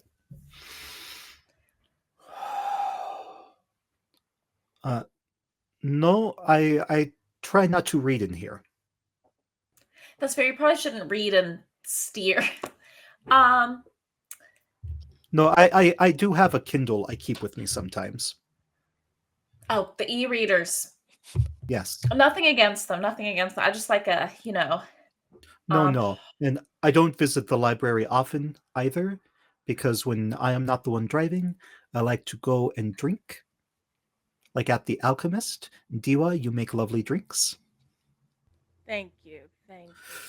Always a pleasure.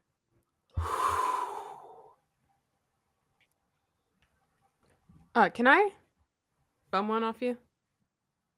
Oh, yes. And she brings out the pack, tap, hands it to you. Yeah. Light it. Yeah. This is oh, I used to have a fake brand of cigarettes Barrelmoro? off the top of my head. Borrow Barrelmoro, is yeah. good. Yeah. What's her name, baby?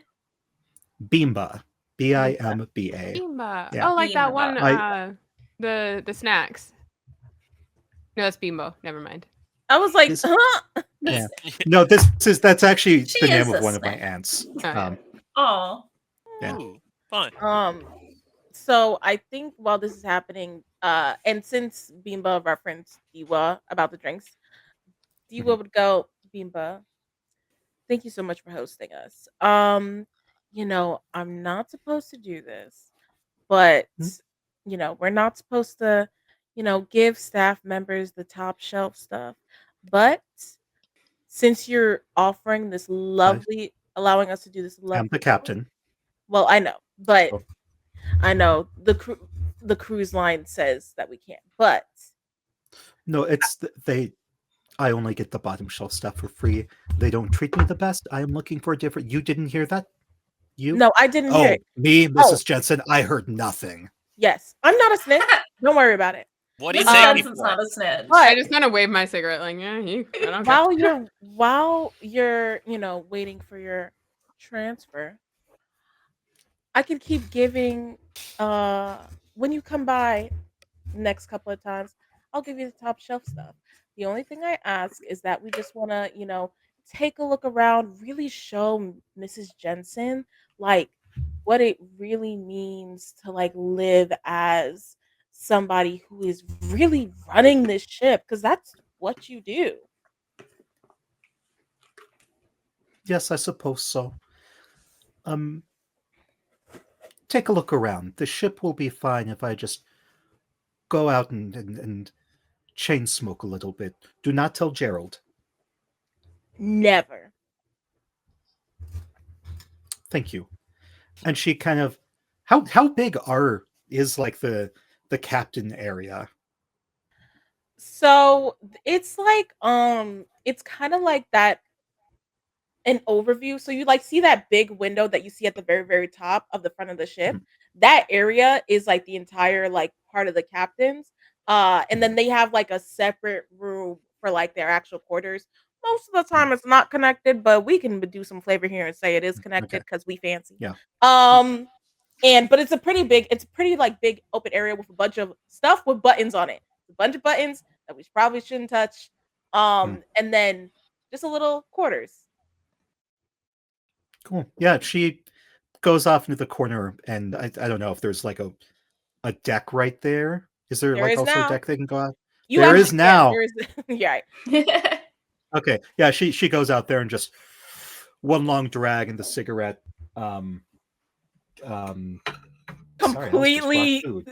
Completely empties, like completely turns to ash. Yeah. Mm. Yeah, Wow. it turns to ash, and she brings out another cigarette and just goes at it. Wow, what a professional. And now you have the entire quarters to piddle paddle through. So Diwa is gonna make sure everything is put back where it's supposed to be, but Diwa's looking for the ding dang book. Diwa is looking, searching through everything, moving around papers, also looking for scandalous material for gossip later. But that's neither here nor there. That's not a priority. If I happen to come across it, I come across it. That's not my business. I mean, if you spend a dice, you will definitely come across it. Dang. Gossip or the book? Gossip, The right? gossip. Gossip on the book. I have 4 dice left. I cannot use it on gossip. I mean, I'll. Oh wait, you can, but actually, you I'll shouldn't. say I'll use wait. it on gossip. Wait. Here's a question. Mhm. Would you argue that it's something valuable? Yeah.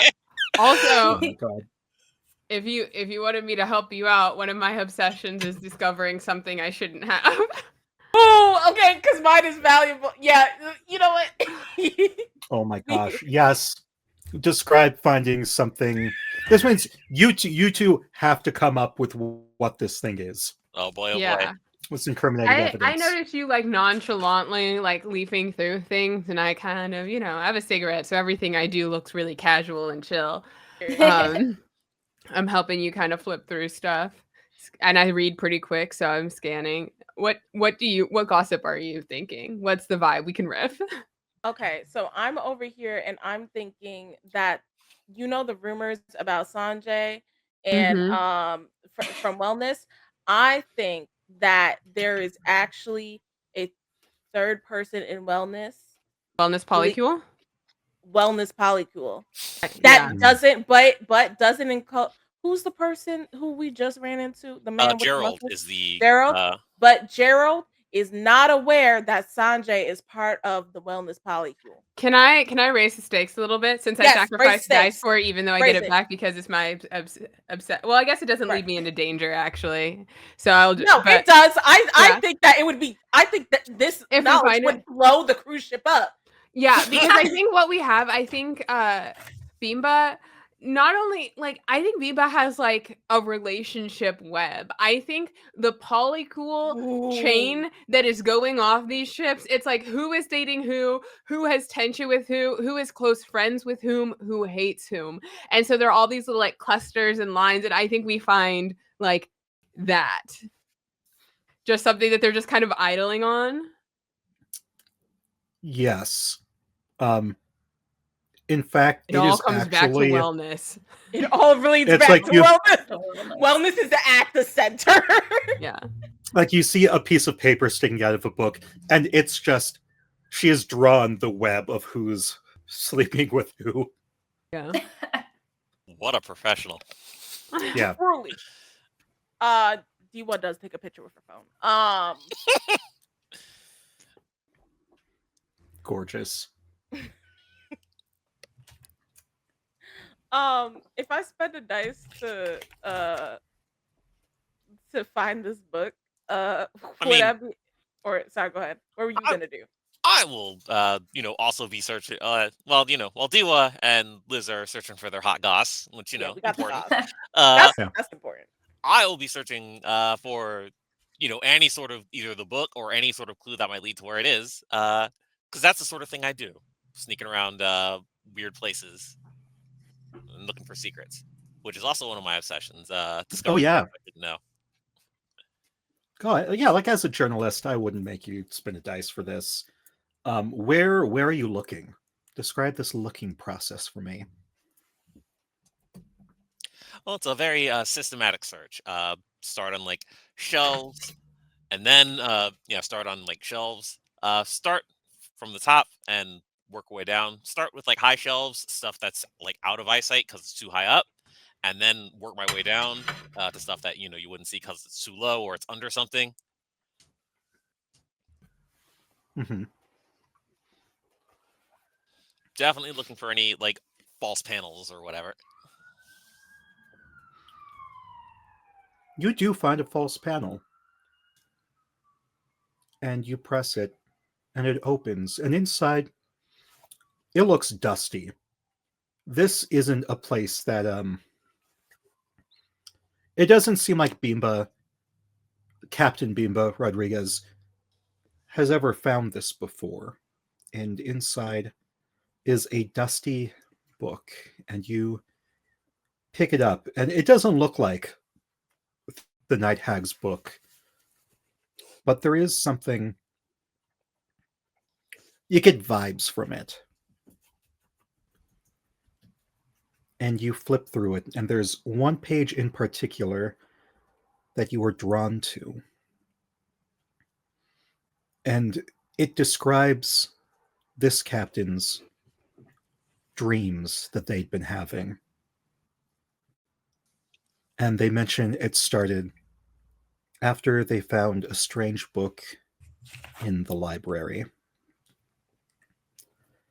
And they mention hiding it away in the library because they could tell something wasn't right about that.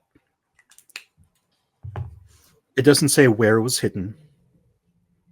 And that is the last entry.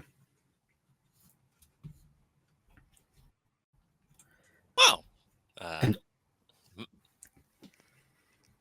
Just Go for it. after I read that, I'll put it back, replace the panel, and say, well, what do you know? Seems the book is in the library, not in the public-facing areas. I knew it, and it's a great place to hide it because once again, people don't read books. People don't use the library on a cruise ship. I'm the only one ever in there. It's true. I see Ivy in there all the time when I pass by. I didn't even know there was a library till like yesterday. Mrs. Jensen is looking at the buttons and resisting the urge not to press them. You All can right, press Mrs. one. Jensen. I think Bimbo rushes in and says, no buttons for you. How about Sorry. you go outside and smoke? Oh, I don't smoke. It's a bad habit. I mean, she's not wrong. And then you hear a tick, tick, Ah. tick. I mean, if there's something you want to roleplay before this happens. No. No, I think Okay. that No. It feels I like just take a Karen, you're big just fat missing it. drag from my Barlmoro. Diwa literally says, "Damn it!" Like, Abby inhales Liz's secondhand smoke. She's like, let's do it. Yes. Well, everything is static and then dark. It's black, a black space like Vanta black. And it is littered with doors everywhere. On the side, going up to the ceiling, there are a few on the floor. And each of you seems to be drawn to a different one.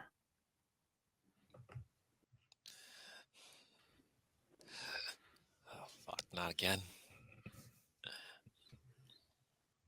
You follow these feelings, this pull.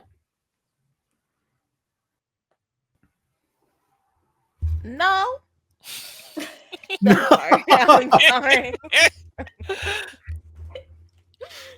You know what? That's fair. Mm-hmm. Yeah, that is fair.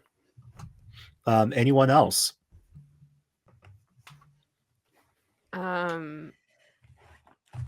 I think I'm initially drawn and I kind of glance over at everyone and I see you just being like, no. And I'm like, yeah, actually, wait, we should all stick together.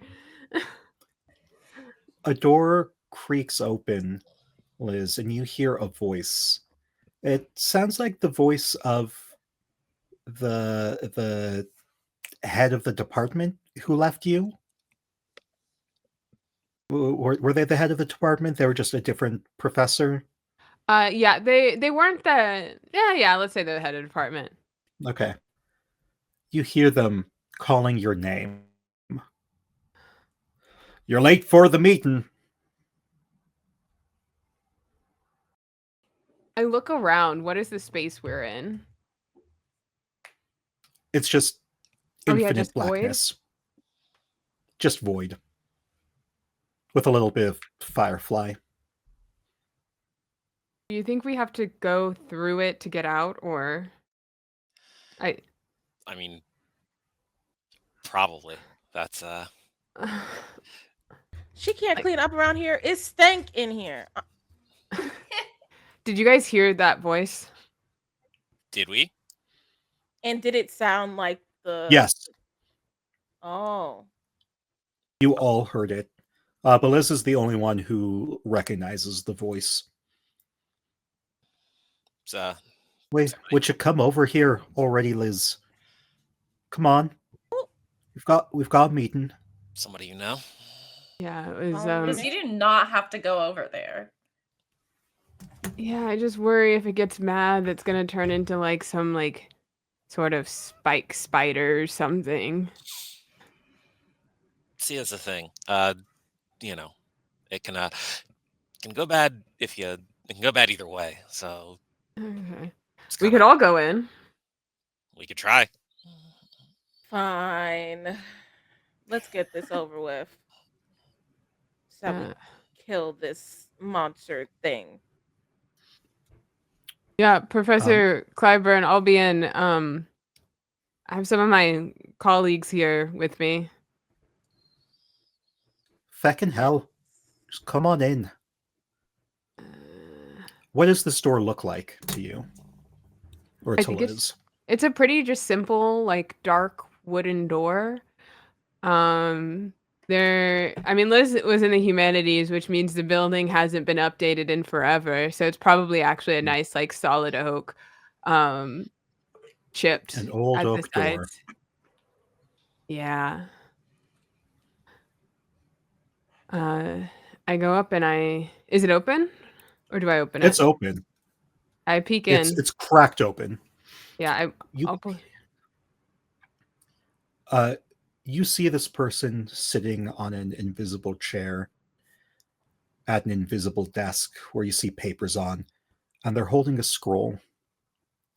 Took you long enough. Now, let's get the meeting started. And they flick open the scroll, and it rolls and keeps going until it hits your feet. And you catch a glimpse of a bunch of red marks on it. Now, here's everything you've been doing wrong.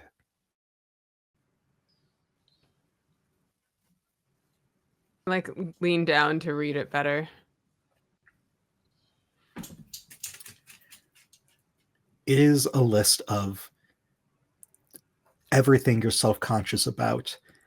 Every time you think you've messed up in a class with a paper you've submitted with somebody you love. Every little mistake from this past year.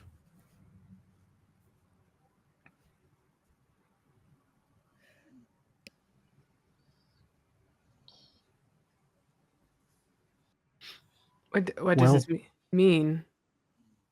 Means you're not getting tenure.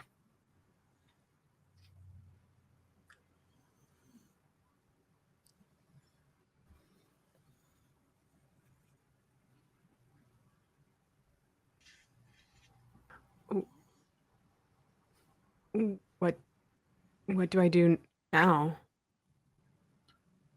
Better. You can try better. Try harder. And in 10 years or so, we can look again.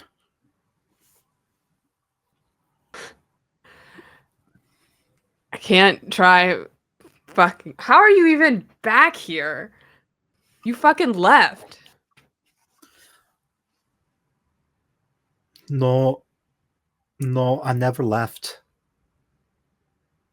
Which you know is not true. This supposed gaslighting. Um, you obviously know this is not the case. This is Yeah. the night hag trying to mess with you. No, you did. You're in Michigan. You see, when you say things like that, it just adds to this list. And he makes another mark, and then he looks back up at you, and you see fangs, and he opens his mouth and hisses. Now, stay there. Maybe if you give me some of your life force, I'll put in a good word for you. I closed the door.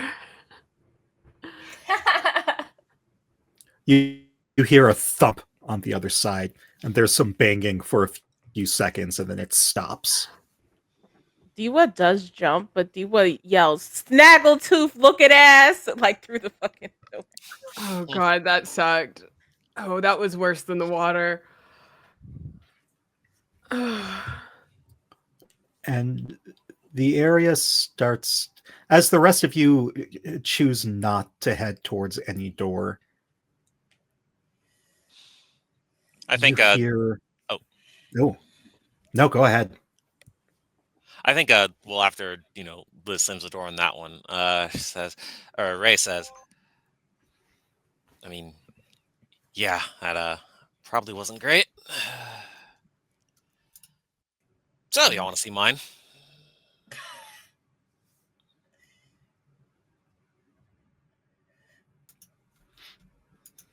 Yes. What's behind door number 2? A new car? I wish. Prop. Behind Ray's door is a tiled pool, silent except for the sound of lapping water, but the pool isn't moving. This is some backrooms shit. Yep. Yep.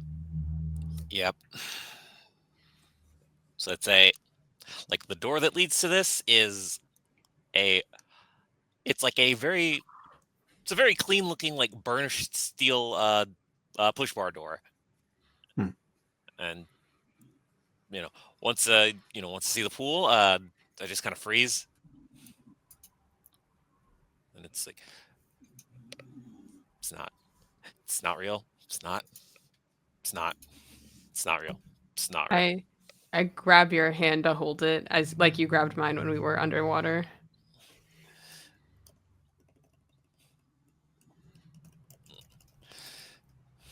Yeah.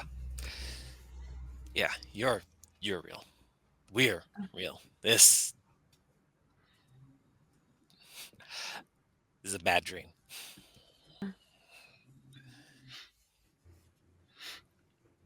The door is cool to the touch as you close it.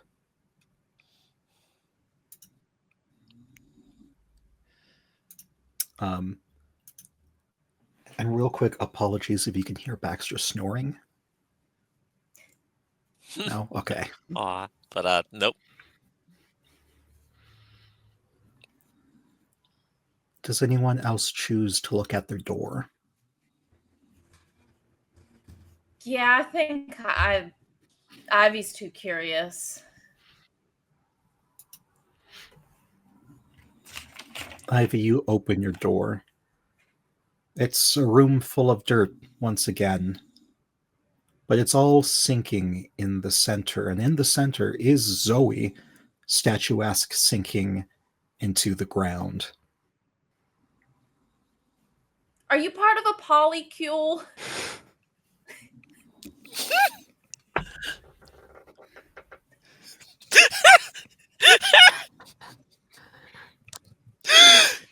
Ivy asking the real questions.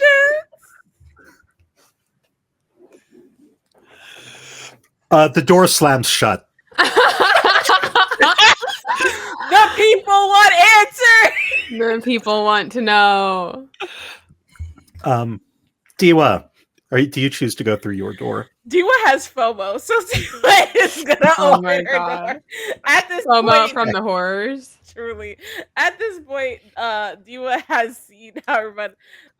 Basically, Ivy's response has emboldened Diwa in her own tomfoolery, and she's like, "Yeah, what's behind?" I feel bad that I've cut the tension with oh, Baxter snoring and I lose the other question, but I mean, dear it God. happens. You open the room and it is full of dentures flying around. Flying? Yeah.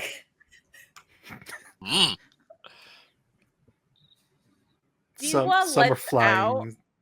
The most blood-curdling scream that you guys have ever heard in your life.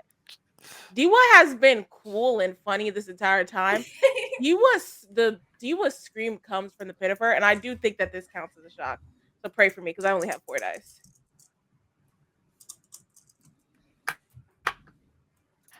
We're good. 1, 2, and 2 3s. Nice. Woo! Hooray! Brilliant. But one does graze Diwa. I imagine it doesn't even touch Diwa. And Diwa's like, "Oh fuck, it's in my hair. It's in my hair. Get it out. Oh God, this slobber." I'll reach over and close the door. Oh my God. Well, wait, you suffered a shock and didn't lose any dice. That's pretty great. Yay! I'm really glad. I mean that does mean you get to turn the situation to your advantage. Oh shit! Oh. Wait, that is a thing. And you know what, Ray? You know what, Agent Russ? I'm glad you fucking read that shit because I didn't. I think Diwa is like, no, I can face my fears. Reopens the door, Ooh. and I think it's gonna be like, I'm gonna do ridiculous shit. I'm so sorry, y'all. You can tell me not to. I think, Nope, do given it. I would that we are never. doing Do it. that we are doing dream logic, Diwa goes, yeah, I can do this, and just kind of like does that snap thing that the fucking night hag did earlier in the last nightmare segment, and all the dentures are just going to accumulate and just start nomming away at the floor and creating a passageway out of here. Wow. That actually works well for me because with that passageway, beyond it, you see the library. Yes. Diwa jumps through the hole and is like, don't let your dreams be dreams. Wow. Um, Haven't seen that before. And I mean, Ray will follow. Honestly, y'all, if it turns out that I'm just really fucked up on shrooms after this, I'll believe it.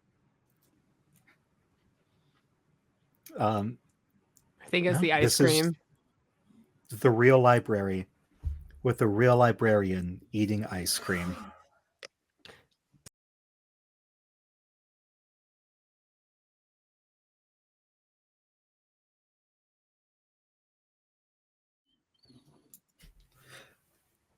Welcome back from technical difficulties. No worries. I'm not sure what the last thing everyone heard I was. actually looked back and it ended as we just got in the library. So that means we can Oh, do the perfect. description of the Oh, librarian again. nice. Oh my god, yeah. So the librarian, as you see, is Otter. They, them.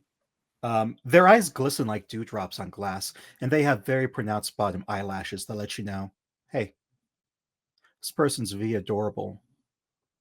They're in their villain era. Roll to see if you're attracted to them. I would like to The say lower I the number, did, I got the a more 1. attracted. You're super Perfect. attracted to Otter. I did roll and I did get a 3. So Moderately. I also got a 1. So there's something about a villain era Otter that you're just like, okay, I'm feeling the Okay, I vibe. can see it. Another 3. Yeah. I'm in line with Dua. All right, yeah. So two of you are just like, I could see it. Yeah, I take them on a date. Yeah, and then the other two are like, cute, whatever. Yeah, like someone could be into that. Yeah. So Otter sees you. Righteous. What's up? not the energy I thought Otter was gonna bring to the library today. That just caught me off guard. I was like, Diva's like, actually, Diva doesn't say anything. Diva's shocked. Diwa, you should come to the library more because I think you and Otter would really get along, and like it's chill in here. We have a good time. I mean, I could bring drinks. I could make us little can bring specialty drinks? cocktails. Yeah. Oh, make that sure would be that most So excellent. highbrow and cute. Yeah, Okay, cool. my gender neutral dude. That would be lovely. Okay, awesome. Yeah, no, I got you. Okay, yeah, I'm digging this. A little beer cocktail. So Okay. good. Fantastic. I will say, for some reason, and mildly unfortunately for Diwa's sake, them being a non-binary dude bro does put them higher on the attraction list for Diwa specifically. I love that. I love that for Diwa. So, like, what can I help y'all with? Do you have any books that aren't supposed to be here that look really creepy, perhaps? Maybe bound Oh, yeah, in we actually something have a that feels banned like book human section. skin. Oh, okay. Not maybe not that. I mean, it's not really like a banned book section. Like it's just that there's like backlog of stuff like in the back. Like as you notice, like this library is not the most righteous. It's not very tubular. You Mm, know, it's not like the library from Beauty and the Beast. Like right. it's small, but like we've got more stuff in the back. There's like in the way back. I mean, there's probably some sketchy books like erotic ukiyo Mm. ukiyo-e prints from Japan. Um, So yeah, Okay. Oh, I'm an like academic. hokusai stuff. Yeah. I'm an academic. I spend a lot of time in library, so I am going to Mhm. go to the one place in the library where I would hide a book that I couldn't fathom anyone really needing to find, which is the All right. obligatory James Patterson shelf. Yeah, we actually do have one of those. Um, Yeah. it's actually out here. James Patterson's actually really popular. Yeah. So Wild. like it's right over there. Like I if you mean, I want know to someone has to be check it reading out. them. I just never have met a person who has in real life. I fun read James fact. Patterson. Yeah. Fun fact, it's the only thing that anybody on this cruise ship has actually read. If you look at all the books, they look brand new except for the James Patterson book. Yeah, it's just yeah. It's like I mean, it's like over there. I mean, it's kind of a weird shelf, I guess. It's shaped like a rounded door, which is Hmm. kind of Yeah. wicked. Um, but yeah, if you want to check out the James Patterson books and see if there's anything like cool and hidden over there, That's where I'm going to start. Yeah. righteous. I'm gonna go back to my ice cream. It's laced with shrooms. I What? just nothing, and I just Oh, go toward the books. he Thank- he holds up a baggie of shrooms, like, oh, all right. Mhm. None of Thank- you see it. Otter, you have not been putting shrooms in all the ice cream, have you? No, just mine. Okay, cool. That's fine. Yeah, what? You think they're gonna give them out for free? Yeah, I'm responsible. I don't sell like No, no, you're I right. only brought a little bit. You know, it's for special occasions like ice cream night. Right. And it is 3 ice cream. It has been a lot of ice cream. You know what? We won't get on to it. Yeah, I've been Otter, high a you're a lot because of librarian dead on a people. cruise ship. I feel like you can get as high as you want. Yeah, you know, that's thank you. Thank you. I appreciate that. Anyway, James Patterson Wall that way. Thanks for your help, Otter. Yeah. Anytime. Thanks, Otter. Yeah. Is there a human skin book in the James Patterson wall? Actually, as you go to the James Patterson Wall, you pick up a book, flip through it, pick up another and another. And as you grab the 4th book, you notice, I'll give this to you like as an academic, like working in humanities department in old building. You know, it's not like Scooby-Doo color coded, but you can tell when there's a hidden something or other. Yeah. Like try to. You almost, yeah, Yeah. you almost missed it. Almost.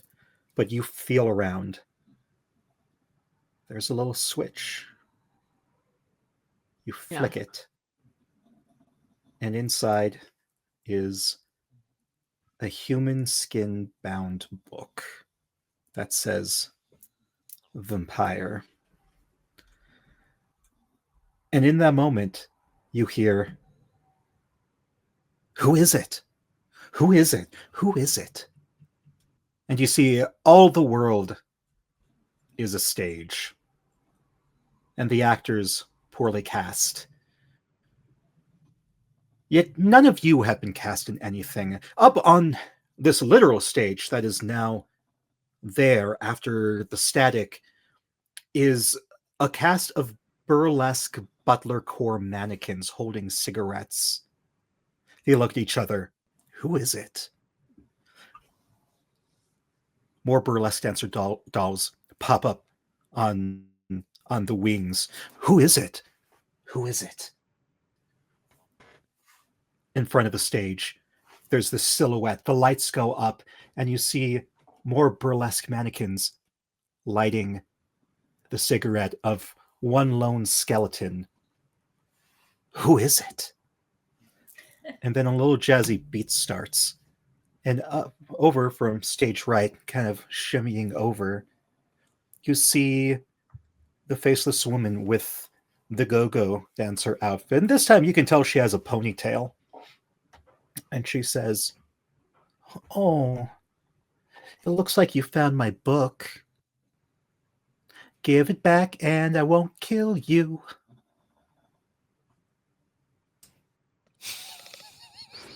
I throw the Molotov cocktail at her. And I... Sacrifice a dice for me, please. yeah. And that will guarantee a hit. Is it right at her? Is it the stage? I'll... Since it's like exploding fire, I'll aim for her feet.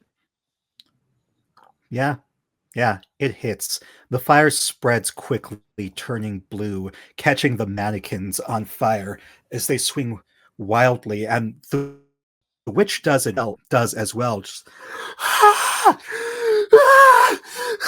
stop it, stop! And she's ripping off her hair, ripping off the clothes, throwing it to the ground, stomping it, and with each article taken off, you see the night hag for who she truly is.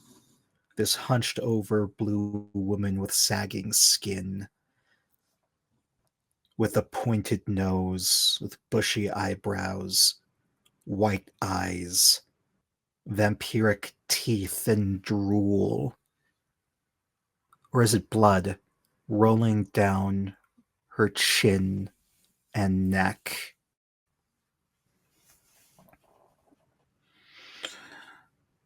No, now I will kill you. I will kill you, my pretties. Oh, come here. Come here. During that time, Go for it. Diwa absolutely on her phone turned on Burn Baby Burn Disco Inferno. while that's And I would like to flavor that is especially why she's that pissed at us. Like, yes, we did burn you alive, but then you put a soundtrack to it. I'm going to kill you, actually. I'm like flipping through the book looking for anything that says how to kill her. She leaps through the air, gliding, and jumps on top of you, Diwa. Ah, damn. I knew it. And she pushes you down. It's like your own personal paralysis demon as she sits on you and opens her mouth and starts to drain your life force. I am actually, as this happens, I'm gonna charge and basically just hit the night hag with a missile drop kick.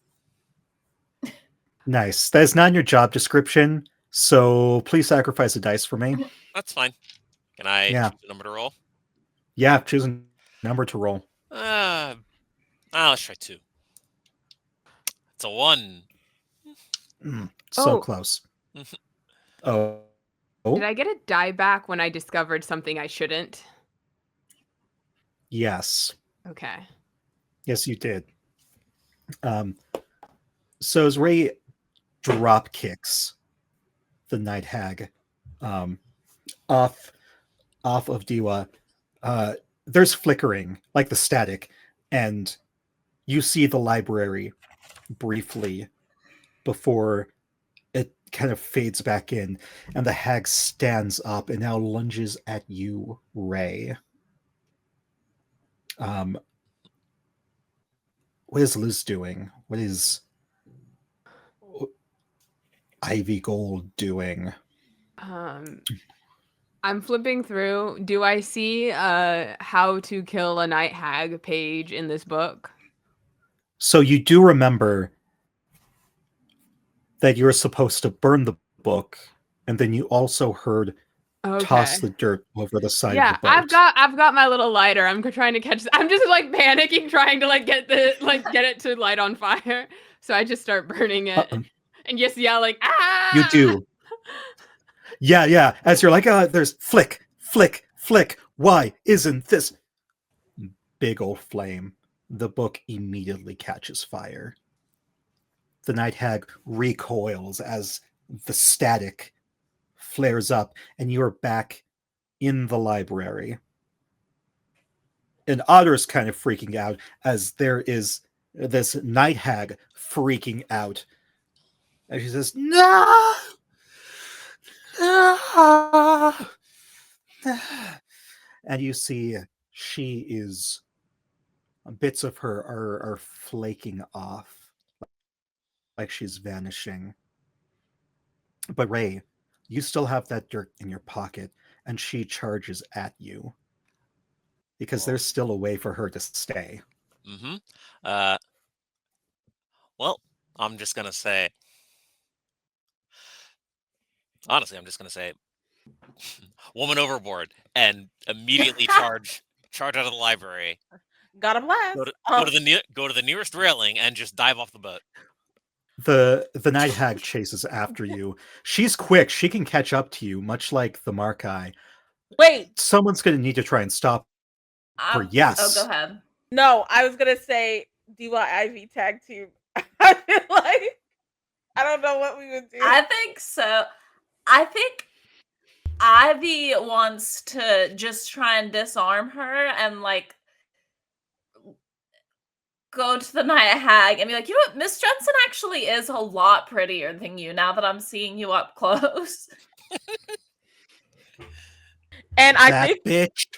Yeah, and I think while you do that, Diwa uses her heeled boot and kicks her behind the knee. And I will sacrifice a die if I need to. Yeah, I'll also happily sacrifice a die to be extra this is happening. Insulting. As soon as we got back to the real world, there's just a metal trash can. I'm just pouring alcohol in the metal trash can just to make sure that the book fully burns. Period. I love that you have another Molotov and you just rip out the Yeah. This does official ship business on her back. Yeah, Otter is freaking out. Otter, you're regretting faints. the mushrooms. Yeah. Yeah, no, Otter's the mushrooms. It's a crazy trip you're having. That's what's happening here. Don't worry, we'll take care of you, Otter. Whatever you see is not real. In Ray, there is a railing nearby. You're running. You slip, fall on the ground. But you know what you must do. You push yourself up. You're pretty sure you twisted your ankle, but you push through it. You push up against the railing, almost falling over yourself, and you struggle to find the dirt in your pocket, and you grab every last bit. And it seems to have formed a heart. Anatomical, made of dirt. And for a moment, part of you thinks there's a voice in your head that says, eat it. Absorb the power. Do you ignore that? I think I'm staring at it. Staring at it for maybe longer than I probably should. And then, well, like I said before, I'm just going to take it. I'm taking it and me just overboard. Just going to throw. And yourself? I got to make sure it gets there. Can't have any magic bullshit catching it. Yeah, some random person on lower deck just like, what's this thing? Woman overboard. You plunge Brie, I'm going to need you to tell me maybe how high this might be, the chances of survival.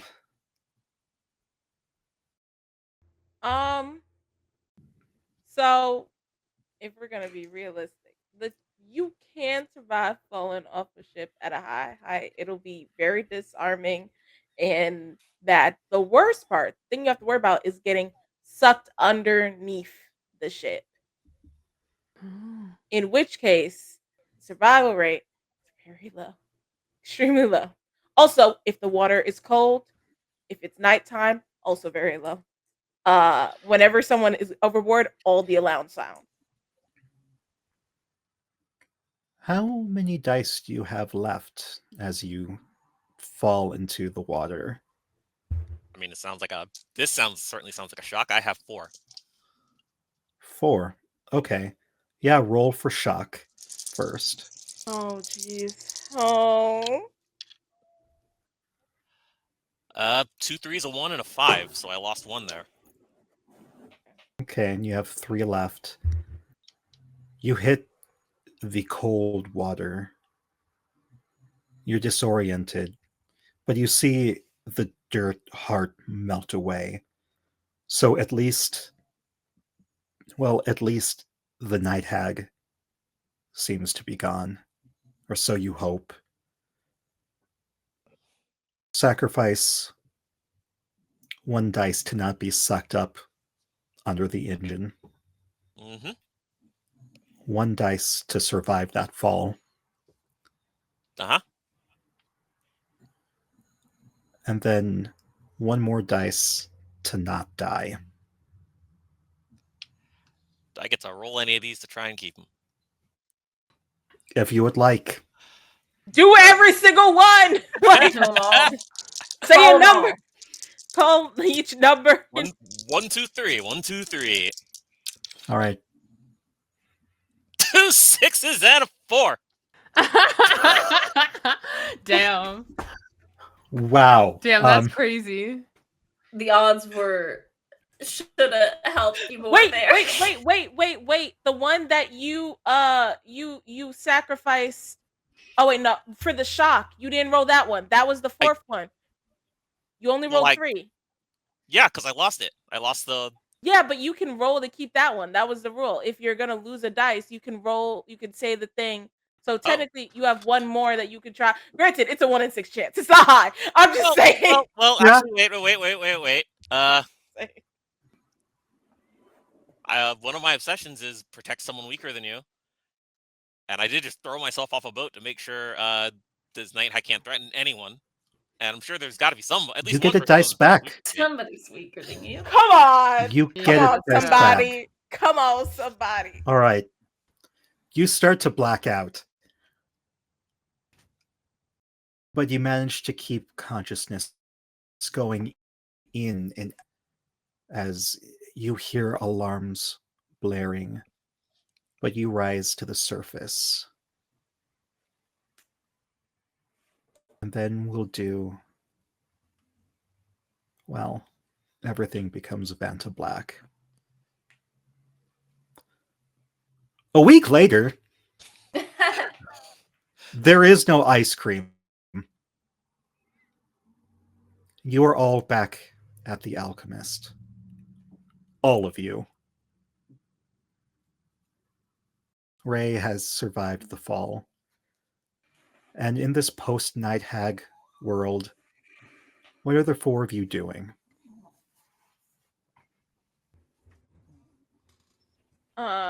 Honestly, Dee was making the drinks, and she's being heavy-handed, and it is the top shelf because this is going to be her last cruise. So she is using all of the best shit.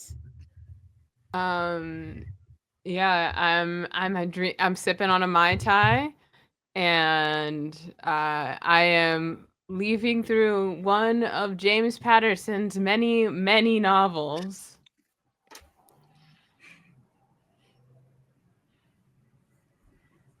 I think Ivy still works on the boat and makes a book club that Otter and Mrs. Jensen are in.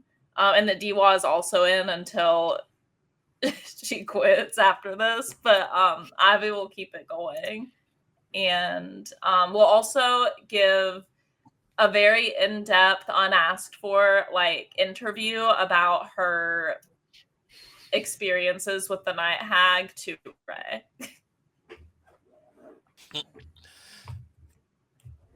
Well, Ray's Ray's ankle was twisted by the slip on the deck, and then broken in the fall. So she's got a cast on. She's got a pair of crutches.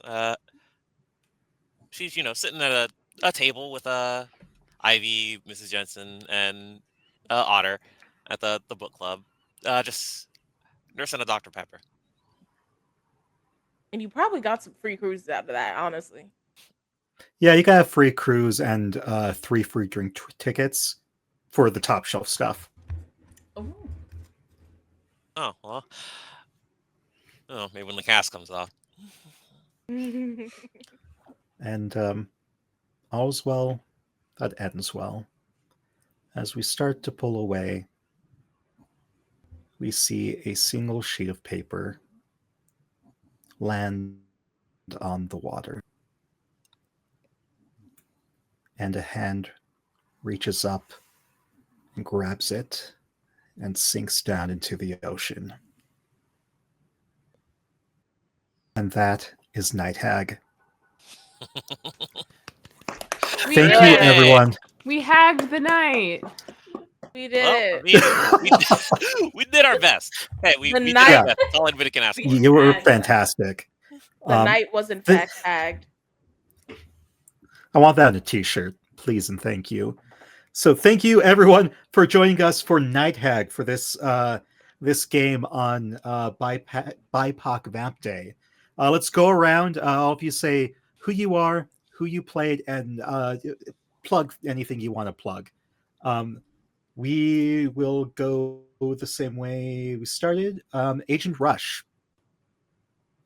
Hey everybody, I am Agent Rush, she, her. I was playing Ray Martell, also she, her. She was the haunted locations reviewer who threw herself off a ship to defeat a night hag. I'm also I've done a few streams, including the most recent one here at BIPOC VampDay, and I'm also a regular cast member on the actual play podcast, Can You Roll Me a Vibe Check, where I play Lyra Gadre the Infernal in a game of Monster Heart 2nd Edition. Nice. Ames.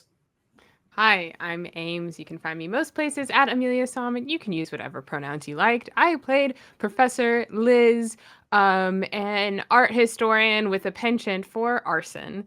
If you liked this performance, you can find me on the podcast Unprepared Casters, which releases new episodes on Monday. It's a short form actual play. If you want to hear me talk about TTRPGs, you can find me on the podcast Critical Lit, where we go through classic D&D and other adventures. We're talking through Curse of Strahd, so very appropriate for BIPOC VampDay.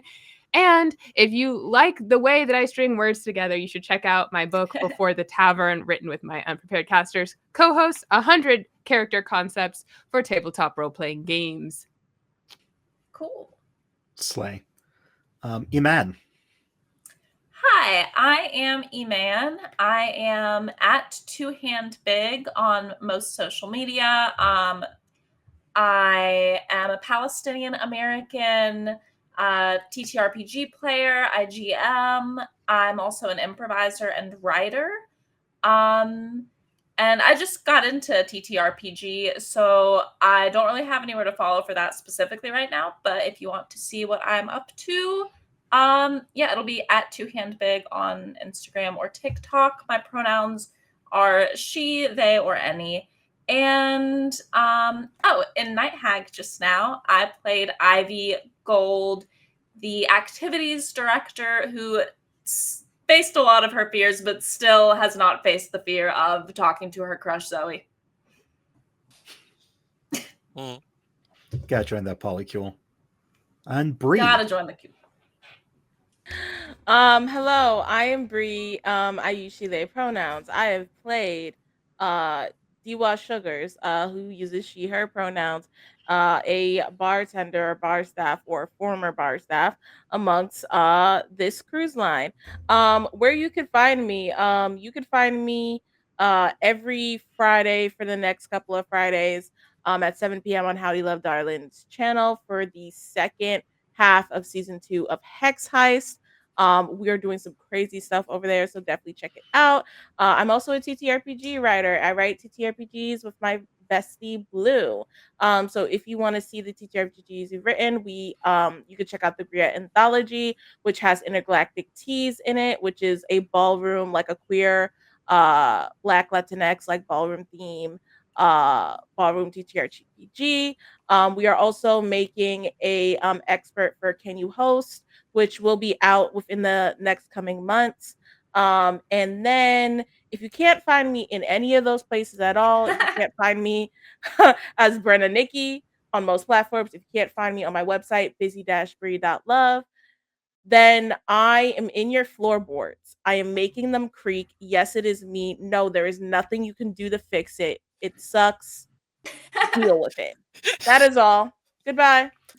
Are you actually the faceless old woman who secretly lives in our halls? I am the Facebook. Yes. Yeah. Thank you. Someone gets that reference. Cut. All of my literally You know what? that little expert, I got inspiration from the faceless old woman who secretly lives in your home.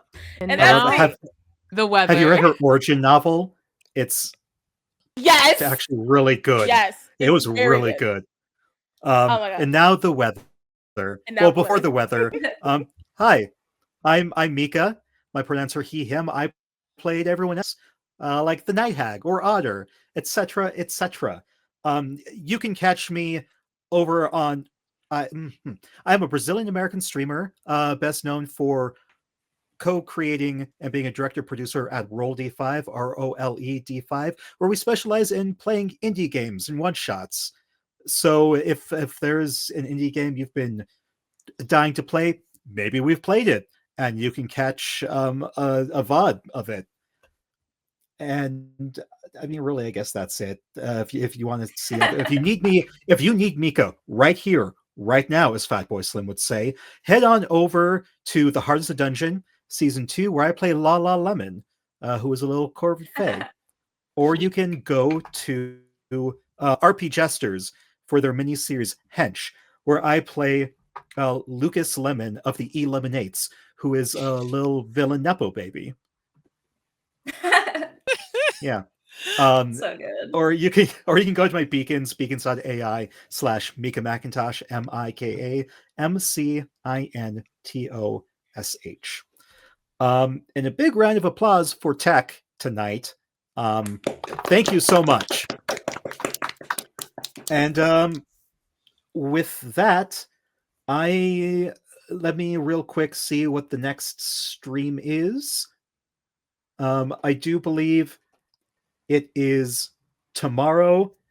I Am Inevitable, which I do believe will be streamed here. So yeah, thank you for tuning in to BIPOC VampDay, and hopefully you see one of us sooner than next year. Okay, bye. Bye. Bye. Thanks, y'all. See you next time. Adios.